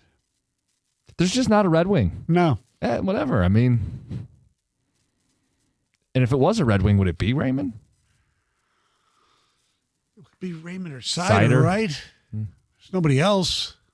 Oh, Larkin's off to a hot start, Stoney. Yeah, I know. It's not going to be Mason Appleton. No, it's not. Doug Karsh is here. Gator boys. is not You're because good. it's the holiday. My apologies. We can take it to 2. Okay. I got carried away. I was writing the Open for Michigan and Northwestern Oh, yeah? as the Wolverines round third and head for home The friendly in confines. this 2025 football season. I was really proud of that one. That's good. All right, I'll ask you the question. We had a poll. Yes. If you could have just one of these play the entire careers in Detroit, it's a great question. Scooble, Hutchinson, Sewell, or Cunningham? And with no disrespect to anybody that we did not mention. Yeah, sure. I would probably go Scooble. Wow. Yeah. I feel like he is, they're all great. Let's be clear here. But he feels like the biggest unicorn. Like, are the other guys unquestionably the best in their league? No. So Sewell somewhat. I mean, you can make a case. Don't get me wrong. No, You I can know. make a case. Like Aiden Hutchinson might be the most valued edge rusher commodity because he's of all the greats, he's probably the youngest right now. Yes. Right? How old is he? Cade's only 24. I know Cade's really young, and you can make the same case for Cade. Cade is a star now, and he's going to be a star into the future. Right. I think Scooble's the best of his position right Well, now. Cade won 37%, Sewell 36.6, Hutch 14.3, Scooble 12.1. Here, I'm gonna Doug again. I have the least popular answer. What do you got on the program today? We do our annual Veterans Day show. A shout out to veterans and Jared Goff at 10:30. All right, and I will see you tomorrow. I'm in with I look Gator forward to the it. rest of the week. I look forward to Jim? going from one screwball to the other. That's right. Thank Stoney, you for always a having me in pleasure. as always, and thanks everybody for listening. Carson Anderson coming up next. 97.1 The Ticket.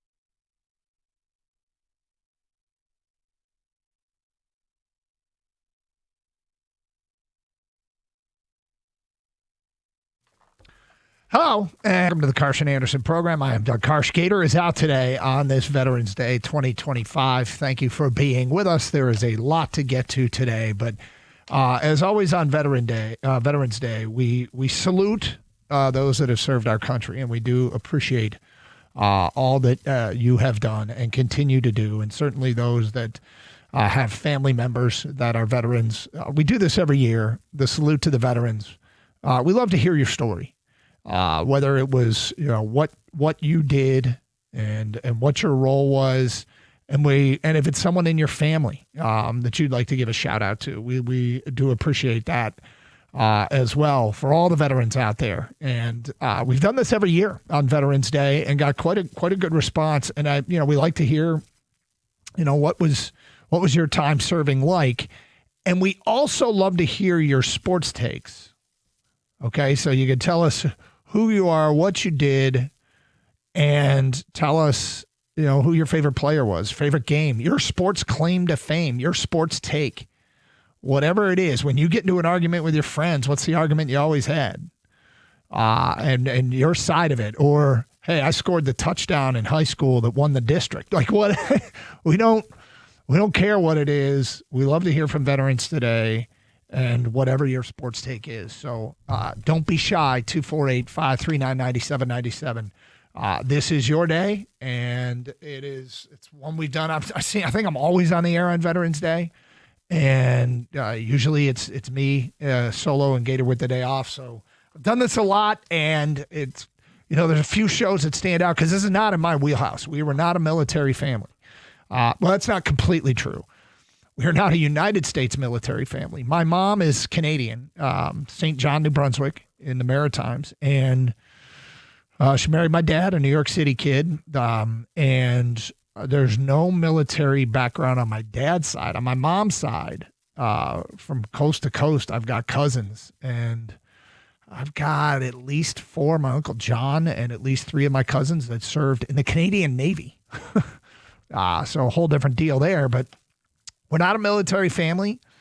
Certainly do respect and love to honor those that have protected our country and all that you have done. So, today's a little bit out of my wheelhouse, to be honest with you, but that doesn't mean we don't talk about it. It's kind of like hunter. It's like the opening day of hunting. I'm not a hunter, but we love talking to hunters. And, man, that's coming up in a few days. In fact, we'll probably do a Friday show on that. But it's, to get into the different stories that people have from different walks of life is always one of my favorite things to do here on this program. And I know Gator enjoys it as well when we do the hunter show. So he is also not a hunter. But 248-539-9797. Let's honor the veterans today. So give us a call if you're a vet or if someone in your family is and you want to tell us a little bit about them, what they did, and their claim to fame, or their hottest of sports takes, or their favorite player, or the best game they were ever at, or anything along those lines. We make room for you today.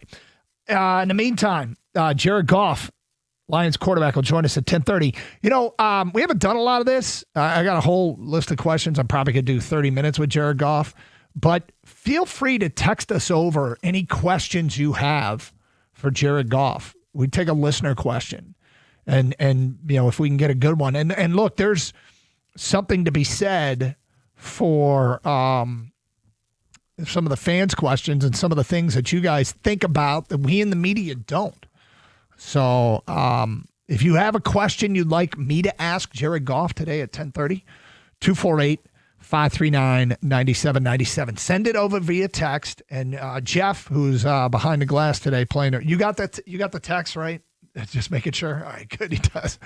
We didn't talk about that pre-show. He's playing Kang today.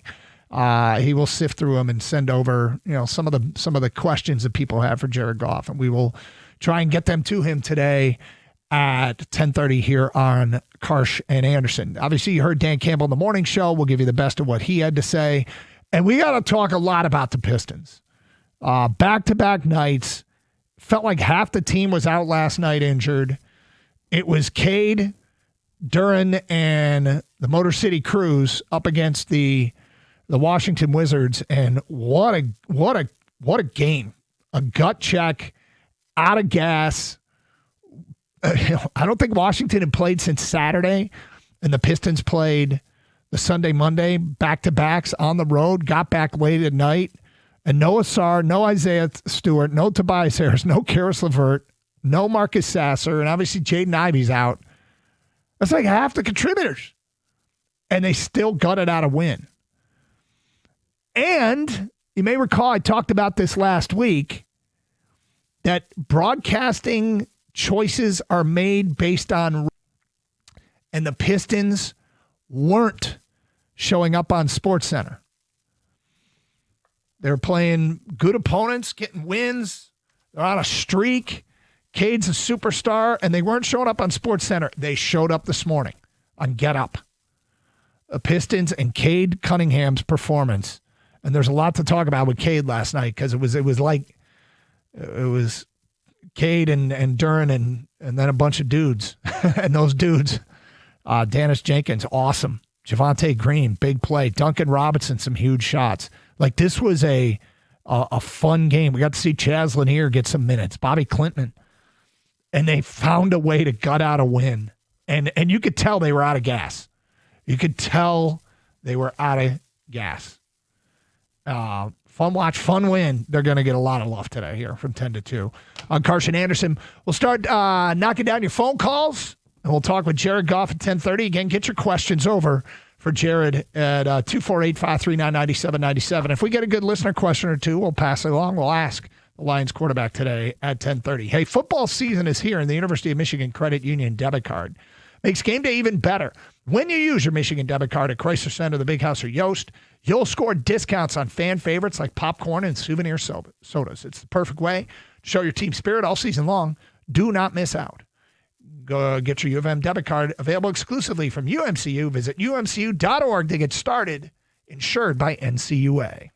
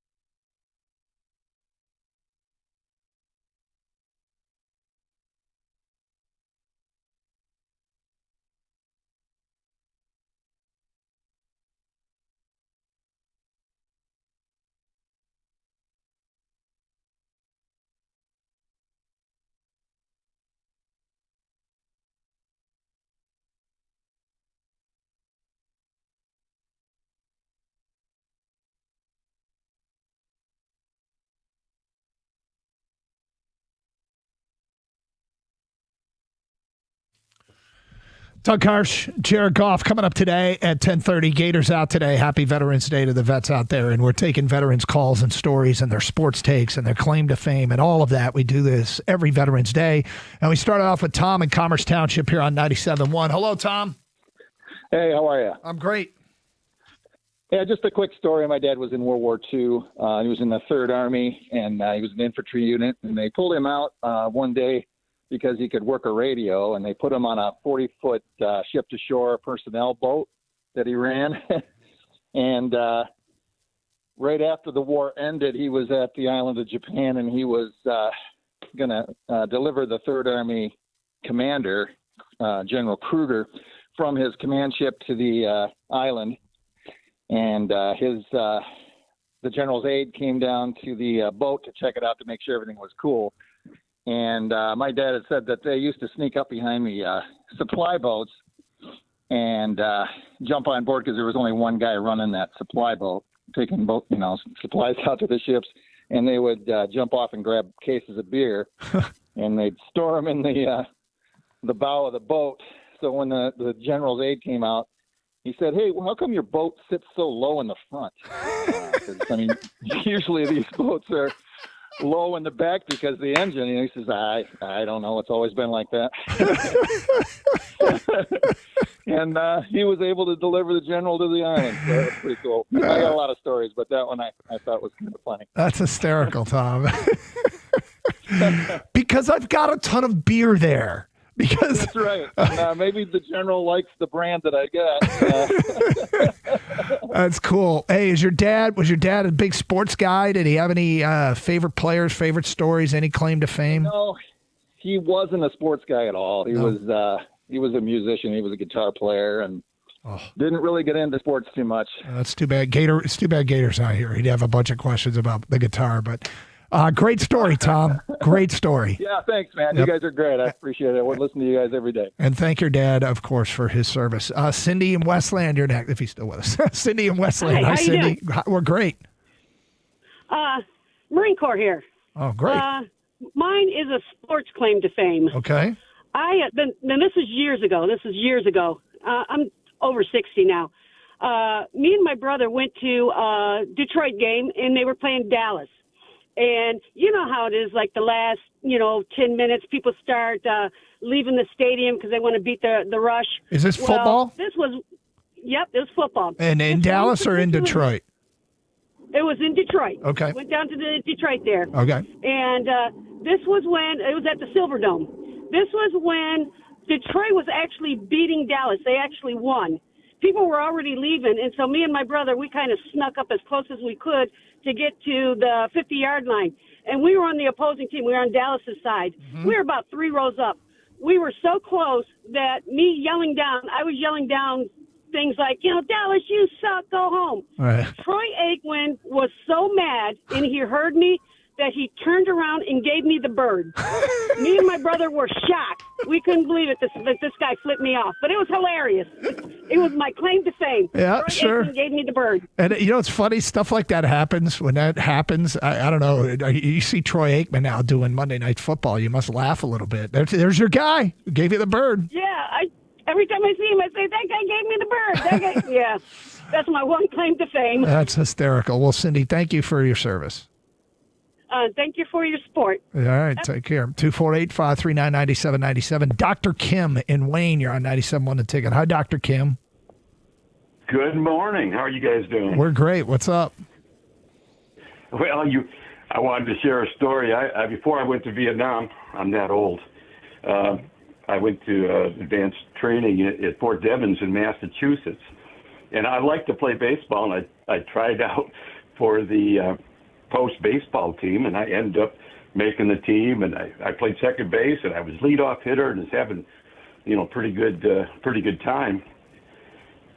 The only teams in the area that we could play against, since there was no other military bases, were some minor league teams in the area. And we heard about this one team that had this hotshot pitcher, and we were playing them. And my claim to fame is that I was the only guy on the team that actually got the bat on the ball against Ron Guidry.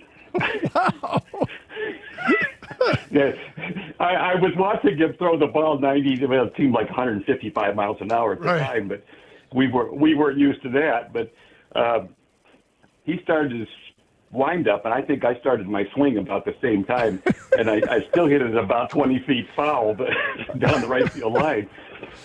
That's but great. I did get the bat of the ball. Hey, man, whatever, right? You touched the baseball. I had one of my sons, they played a team of kids at a tournament down in Florida from the Dominican, and one kid was throwing high 90s, and my son fouled a ball off, and his dugout went crazy. Like, he got his bat on it, and the dugout went nuts. And you did the same thing with Ron Guidry, huh? Yeah. Of course, it wasn't until years later when I realized, he went on to be a Hall of Fame pitcher. But that was a long time ago. That's and awesome. About 6 pounds ago too. That's awesome. Hey, well, Dr. Kim, thank you for your service. Hey, thank you. I appreciate it, guys. You have a great day. You too. See, look, that's a great claim to fame. For people who don't know, Ron Guidry, elite pitcher. When I first started paying attention to baseball, Ron Guidry was one of the best in the game, pitched for the Yankees. I remember him being a little guy, but I guess he wasn't that small. But 248-539-9797, Jason in Chesterfield. Hi, Jason. Hello. What's up, Jason? So, Navy veteran here. All right, great. So, my claim to fame, I have a claim to fame. I actually pitched against Derek Jeter in high school. No way. No, seriously. And how did that go? I mean, if I remember correctly, it was a long time ago. I want to say probably so Derek was literally the only player on his team. His team was not very good. He went to Kalamazoo Central. Mm-hmm. I grew up in southwestern Michigan. I went to a small high school called in Niles High School. Yep. And if I remember correctly, he went 1 for 3 against me. I think maybe like a one hopper off the wall. And but we 5-run them. I pitched a complete game, 5 innings because we beat them by 10 runs. But so I got to pitch against him, and like I said, I was a senior, he was a sophomore, and we beat them. So it was pretty awesome. Could you tell even then, though? Because I always feel like it's not a subtlety. When you come across one of the greats, it's not subtle at all. You can tell by the way they move, the way they field the ball, the way they throw. Could you tell in that moment? 100%. My high school varsity coach was a Division I pitcher. He pitched at Ohio University, and so he was a D1 pitcher himself. And I was no slouch. I was lefty, southpaw. I threw 88 to 90, and I could tell though there was something different about him. And Coach Wright, my coach, he even mentioned to me he already had a D1 offer. He already had multiple D1 offers. He was going to go play for Michigan. Yeah. But he ended up Steinbrenner came after him and got him. There's a story, Jason, and I'd love to verify this, that went around about when he was a freshman. I think it was the same year the Fab Five were freshmen, and he actually was at Michigan in the dorms, and the team that drafted you held your rights until you went to class. And on the first day of class, his agent called and said, "Don't go to class. The Yankees are really talking now." And he apparently, I don't know if it's true, but that story's gone around a little bit. So I wouldn't be surprised. I heard there might have been a little bit of collusion going on there because Steinbrenner being a huge Ohio State guy. He drafted a lot of Michigan kids, including Drew Henson and David Parrish back in the day. And there's a pitcher, Andy Brown. I think he was coming to Michigan. He took him. Paranoia was high back then. So, it was pretty awesome. I mean, he has a book, but I mean, like he used to go to his grandparents out in New York, and that's how he became a Yankees fan. And his dream was to play shortstop for the New York Yankees. And lo and behold, one of the greatest clutch players for the Yankees of all time. So. He's still a Michigan fan to this day. You see him at Michigan games. He was out in L.A. at the USC game.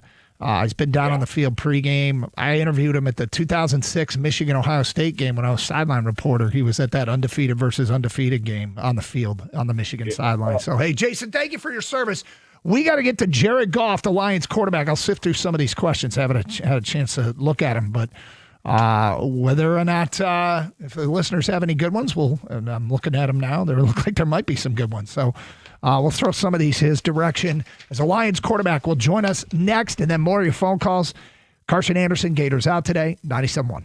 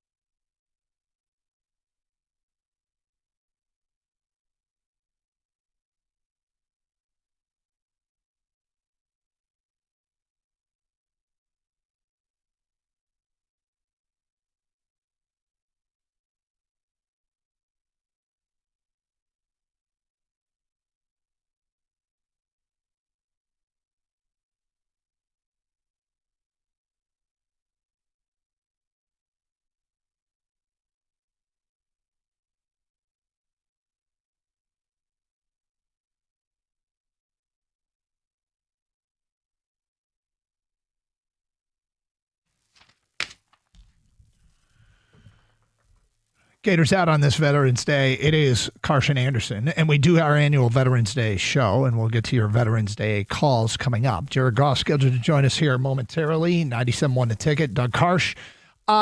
Lions back in action on Sunday against the Philadelphia Eagles, and of course last night the Eagles beat Green Bay 10-7. up in Green Bay. You know, I was taking a look at. There's obviously two teams that Detroit is chasing here. The Packers in the division that the Lions have now surpassed because of that loss, and Philadelphia in the NFC, the defending NFC champion, the defending Super Bowl champion. They played a game where neither offense obviously excelled, both struggling. Green Bay's last 20 offensive possessions have produced 2 touchdowns. And we sit here and we talk about our struggles, and everybody sees their own warts. But in their last 20 offensive possessions, Green Bay, 2 touchdowns. And the other thing that's going on with Philly, like, I'm not saying these teams aren't good. They are good, but they're going through their struggles too. Saquon Barkley had another one of those games last night that really didn't stand out of being the material of an elite rushing attack and an elite running back. And we've kind of documented how they aren't running the ball. 22 carries, 80 yards. Is that 22 and 80? 60 yards, 2.7 yards per carry. 2.7 yards per carry for Saquon Barkley. They just aren't running the football the way that they have been. And ESPN analytics came out with their percent chance to win the division. And there are 3 teams at the top, Detroit, Chicago, and Green Bay. ESPN analytics has the Lions listed as the best chance of any team to win the division, with a 56% chance to win the division, followed by Chicago, who's in second place, or tied with the Lions, but lose the tiebreaker at 14%, and then Green Bay, who's in third place, 26% chance to win the division. So that's the way it shakes out, and they take into account future schedules and all that. But let's talk about all that and more with the quarterback. It's time to go inside the huddle with Lions quarterback Jared Goff. Brought to you by Ford. Ready, set, Ford. Jared, as always, we appreciate your time. And what a game on Sunday. That had to feel good to get the offense humming that way, didn't it? It did, yeah. It felt great to get back on track, scoring 40, feeling like ourselves again. And, getting a W, most importantly, on the road against a good team. Our defense played well. Our special teams played well. It was all a team effort towards a good W. What was the biggest difference? If you had to look at the checklist of why you guys were humming so well on Sunday. Yeah, we played better. That's typically the difference. we executed better. Did a lot of little things right. I thought our O-line was incredible, and anytime they play like that, we're going to be awfully tough to beat. So it all starts with them always, and I thought they played great. Coyote Owashika going in at the guard spot. Then you get Tristan Colon taking snaps from him. Dan Skipper's in there. Can you say enough about the depth and the guys stepping in and making your life easier? Yeah, our guys don't flinch. It's great. It really is. We've got good depth there, good veteran depth, really, and Yodi having game experience, being able to step in for Mahogany there and really not miss a beat, obviously mentally and physically, and thought he played well next to Taylor, and then Skipper for the limited time we had him there, and then Cologne as well. Yeah, they all did a good job, and those guys all have real game experience, so there was no flinch. When you say those guys don't flinch, and you said have you seen guys in this league at any of your time flinch? Of course. Oh yeah. That's an underrated part of the game. I guess I would think that all athletes are ready, but you've seen their eyes get big, or you can tell, they're not ready for this.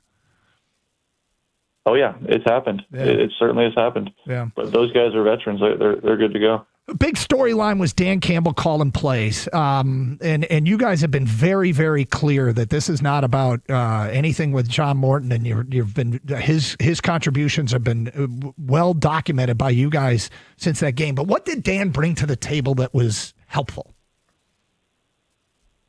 Yeah, I think he's just got a great feel for us as a team. He knows when to pull, when to push.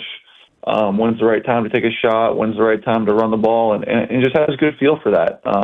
He always has. I mean, he's always been involved in it to some extent through the years and has had his input on everything. And certainly he's an offensive guy, so he's very aware of what we've been doing every week. And for him to be able to have his finger on the trigger this week, I thought it was great. He said something after the game. He said, I made a few calls, and this is not a direct quote, but he said, I made a few calls that maybe weren't great, and Jared bailed me out. What does that look like in real time when he makes a call and you see a defense? Take us through sort of that process where you maybe, as he put it, bail him out. Yeah, I don't know if that's entirely accurate. I think he's being critical of himself, but I think the play caller and the quarterback are working together throughout a game, getting in and out of the right personnel, getting in and out of the right play. And there's times where he picks me up, and there's going to be times where I have to pick him up, and that's just part of the game. I don't think it's anything special, but part of my job is to make things right, and if I got to do that, I will. Jamison Williams had a big game. Was this we feel like we ask you every week about who had the big game. Was it by design going in? You knew he would match up well with this defense, or was it just what the defense gave you in the moment? Yeah, it's just how the cookie crumbles sometimes. I think he matches up pretty good against every defense in our league. So it doesn't really matter who we're playing. We want to feature him as much as possible. And this game was his to kind of get his and get busy a little bit. And it was good to see, up the sideline on some of those things. And we just want to keep that going with him. All those guys. I mean, it's a good problem to have when we're trying to figure out how to get everyone 100 yards. And I think it was his game this week. Yeah, it really helps when you don't punt. You run 67, 68 offensive plays. You can get everybody involved. One guy you did not get involved, and I want to know why. Dan Skipper. He split out wide right. What did you think of the route he ran? And you didn't target him. Yeah, it was a great route. I thought it was detailed. I thought it was crisp. I thought it was sharp. He's the fifth read on that play, so if I got to him, things aren't going well, but it is possible to get all the way back to him. The middle 8 in this game, you guys take it down and get a field goal your last drive of the first half, and then a very crisp drive to open up the second half. It didn't really put the game away, but you really took control there. Take us through that portion of the game and how the offense was humming through the middle 8. Yeah, I noticed that when we were in it, we got the field goal, and I knew we got the ball at a half, and getting the touchdown. Yeah, it's big momentum. I mean, to get 10 points without their offense touching the ball, it changes the game. Shoot, it felt a lot like what Kansas City did to us from the first half to the second half, where you're sitting there on the sidelines and the score flips so quickly. So, yeah, it changes the momentum, and we were very aware of that. Well, you got a huge game coming up on Sunday against the defending Super Bowl champs. Is there already I know every game is big, but is there already a bit of a buzz in the building? Are you already fired up for this game coming up on Sunday night? Yeah, man, we're excited. It's one, obviously against Super Bowl champ last year. It's one kind of everyone has circled on their calendar. When the year comes out, you get a shot at the team we won it last year in their place, Sunday Night Football, the whole thing. It'll be great, and our guys will be ready to go. With Philly playing Green Bay last night, what were your thoughts watching that game? Go Philly. Yeah. It was good. I'm glad they won. Yeah. What do you think of the tush push? What is your take on this play that gets so much attention? I don't know. Yeah, it gets a lot of attention. I feel like whatever I say here is going to be wrong. I think they do a good job of doing it, obviously, and to their credit, like if everyone did it that well, everyone would do it. It's not like it's a play that not everyone's allowed to do. So they do it well, and it works for them, and defense has got to try to stop it. That place is known as being one of the most hostile places to play in football. By my quick research, I think you've only played there once when you were with the Rams, and I believe it was during a COVID season. Is that correct? That is correct. What have you heard about trips to Philly, and are there other places that maybe have prepared you for this that are particularly hostile? Yeah, I've played everywhere in the league, so I've had hostile fan bases. I know they're well known for being the meanest fans, and I'll have to have some thick skin when I'm in there, so none of their insults can really get to me. That'll be part of my mindset. But no, it'll be fun. They'll be loud. It'll be rocking. I know they're passionate, and I can't wait. Speaking of interactions, Javon Kinlaw got in your face at one point back when they had a player ejected. What was that interaction all about? What was said back and forth? Yeah, he was not. I don't know. I mean, I don't know what he was really saying. He jumped off sides. I told him he jumped off sides. He said, "I know," and I don't know why he was so excited about jumping off sides, but he was. And then I think that was before or after they punched St. Brown in the face, and so I can't wait to see Louis Riddick break that one down this week for us on Turning Point. We know what that's a reference to. All right, hey, I'm solo today, so I asked the fans if they have any questions, and they sent over some really good ones. So are you ready for some fan questions? Yeah, ready. All right. Unnamed texter says, I want to ask Jared Goff how frequently he knows where he's throwing the ball before it gets snapped, and compare that to his time in LA. It seems to be a great area of growth in his career. Say that again. I'm sorry. He said he wants to know how frequently you know where you're throwing the ball before it gets snapped, and is this one of the greatest areas of growth in your career? I think as you go, you end up learning more and more about defenses, and that kind of narrows the options of where you can throw it.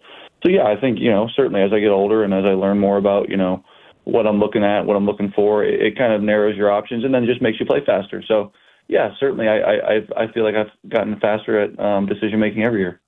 Big C in Phoenix, Arizona says, for Jared, as a new dad, how do you and the wife handle night duty with the baby? The night shift can be a huge challenge. Yeah, Dad not very involved during the season right now, and I do feel poorly about that. But Mom is doing a hell of a job, and Dad needs a little bit of sleep right now during the season. But I am more than happy to be as involved as possible when our season is over. From a listener, Mike, I was at the game. It felt like a Lions home game. Could you ask Jared if it felt that way to him at times? It did. It really did. Our fans were loud on defense. And then as their fans started to exit the stadium, it really became a Lions home game. And those are the best, man. I mean, those are some of my best memories in the last 5 years is being on the road and beating a team like that and seeing their fans leave, and then our fans start getting loud and you start hearing the go lines and whatnot. And it's fun, man. It really is. We got great fans, and I'm honored to play in front of them. From Marlon and Walled Lake, I'd like to know from Jared whether or not he collects cards, and does he have any of his own personal rookie cards stashed away at home? Yeah, I do. I definitely collected when I was a kid, and I do collect a little bit now, not as much as I probably used to. Do I have any of my rookie cards? Probably. I don't. If they're anywhere, they're at my parents' house. I don't think I have them with me here. But my dad collects a lot of my cards. I know that, and holds on to those for me. That's cool. Question for Goff. I know you played your college football at Cal. Was there any other school you almost committed to? Oh man. Yeah, David Shaw's on our staff now, so he recruited me at Stanford, and I always joke with him that if he would have offered me, you never know. But yeah, so I always wanted to stay in California, so for me it was between Cal, Stanford, USC, and UCLA. Both my parents went to Cal. The only offer I got was Cal out of those four, so it made my decision pretty clear, and I couldn't have been happier. Here's a great one from Wink in Royal Oak. Is there a teammate who people outside of the locker room don't appreciate enough, either for the plays that don't show up on the stat sheet or for what they bring to the locker room? Gosh, I could name a bunch of guys. I think on offense, immediately I think of David Montgomery and Brock Wright. I think Sam and Jameer get a lot of shine right now, but those two guys are doing everything right every day.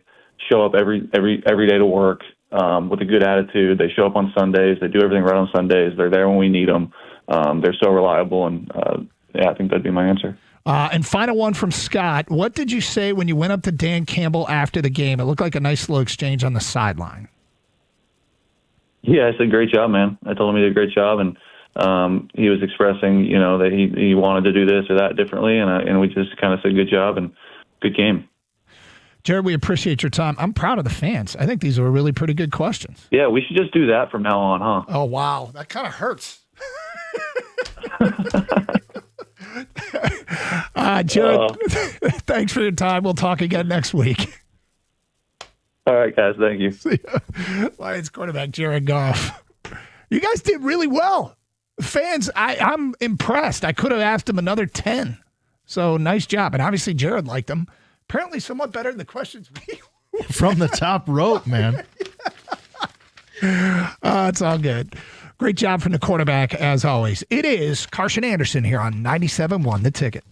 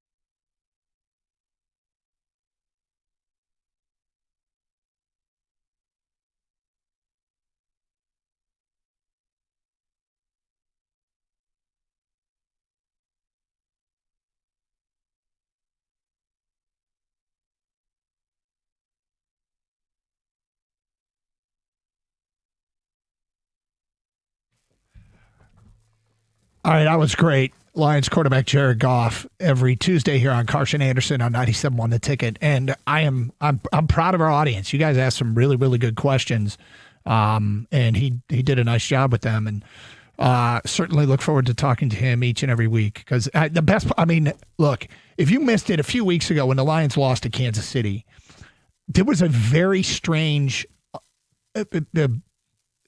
piece put together in the middle of that NFL turning point. Like, they featured Detroit and Kansas City and really went after Brian Branch. It was a bad day for Brian Branch, and they showed him taking an illegal hit. They called it, they didn't even point out that it was a crackback block hit him.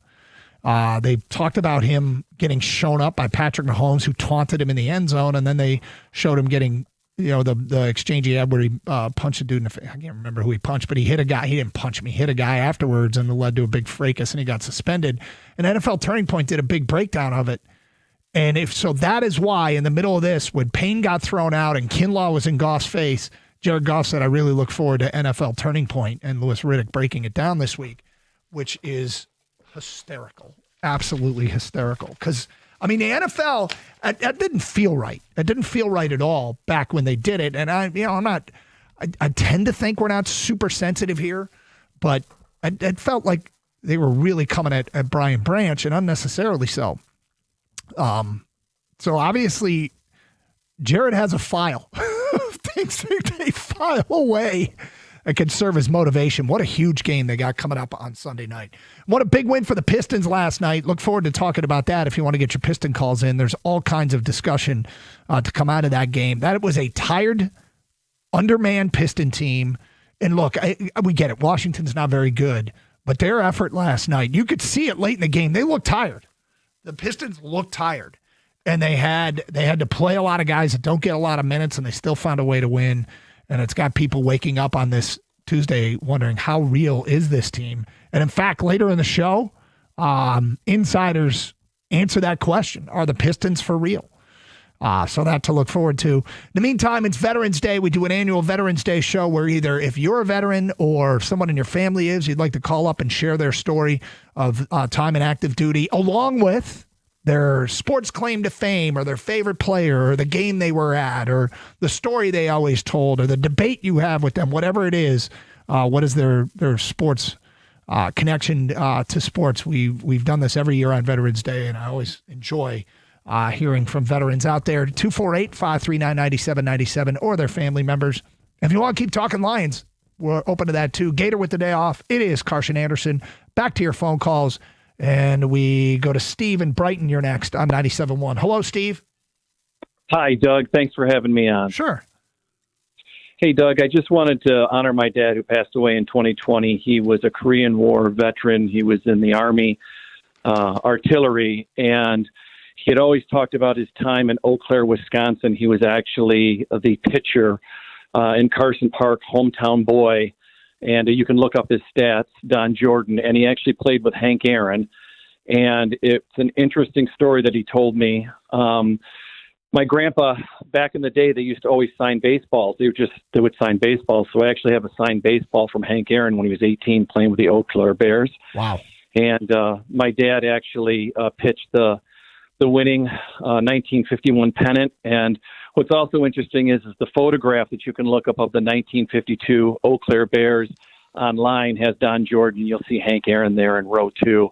And he just never understood, why people treated people differently. And he enjoyed his time with Hank Aaron. And I just was very proud of my father. And someday I just hold on to this ball. I see Hank Aaron's signature on it.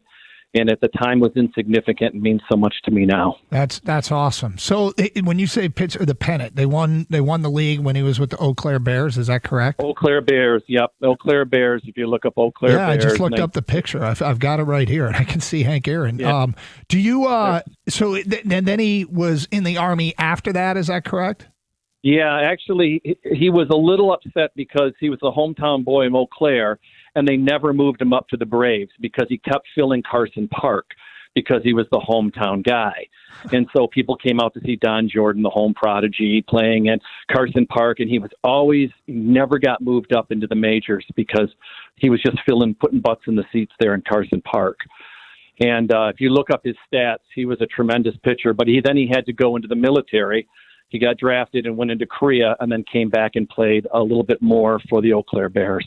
Wow, crazy. And, in his picture, it's nice because we go to the Baseball Hall of Fame, and that picture in the Hank Aaron area is there of the Eau Claire Bears, and I can just see my dad there in the front row, Don Jordan, and then seeing Hank Aaron in the row behind him. And I'm just looking at his career stats, 51 and 52. Didn't play in 53 and 54, so I'm assuming that's when he was in the Army, and then 55 he came back, Hey, Steve, thanks for sharing. Appreciate it. I appreciate you, Doug. Thank you. Have a blessed day, my friend. You too. 248-539-9797. Danny in Sterling Heights, you're next. Hi, Danny. Hey, Doug. I love that you do this. I call every year. I've got 3 uncles and a cousin, but I always give homage to my number one hero, my dad. Yep. In the Navy, Vietnam vet, retired Detroit police, alive and well, I might add. Still beats me at golf. His claim to fame, his favorite story is beating you in golf. Harrison. It's beating you in golf, Danny. Yeah, well, that's not really saying much, Doug. But he played Alex Karras in handball and beat him back in, when Alex Karras was Alex Karras. And my favorite story is Thomas Hearns wanted to be a police officer. He's in the academy, and he did a run with my dad and my dad's partner. And they put in an arrest. My dad was joking. You should see the looks on the kid's face when they realized it was Tommy Hearns. And I'm gushing. I'm like, oh, the hitman, is he bad? Is he tough? My dad's like, I could take him. I'm like, Dad, you cannot take Tommy Hearns. So we talk about that today. But that's my hero, Sam. There you go. And he thinks he could take Thomas Hearns. There's nothing to him. He's got skinny legs. That's what he said. I'm like, okay, Dad. Danny, thank you for the phone call. Thank you for sharing, and thank your dad for his service. It's Veterans Day. We'll get to more of your phone calls and feedback. 11:20, we'll get into the Pistons. Back-to-back nights, and what a win. Short-handed, and they need the time off. 5 straight at home with some days off in between. This team needs it, but that was fun last night, and they still the best record in the Eastern Conference. It is Carson Anderson, Gator out today, 97-1 the ticket.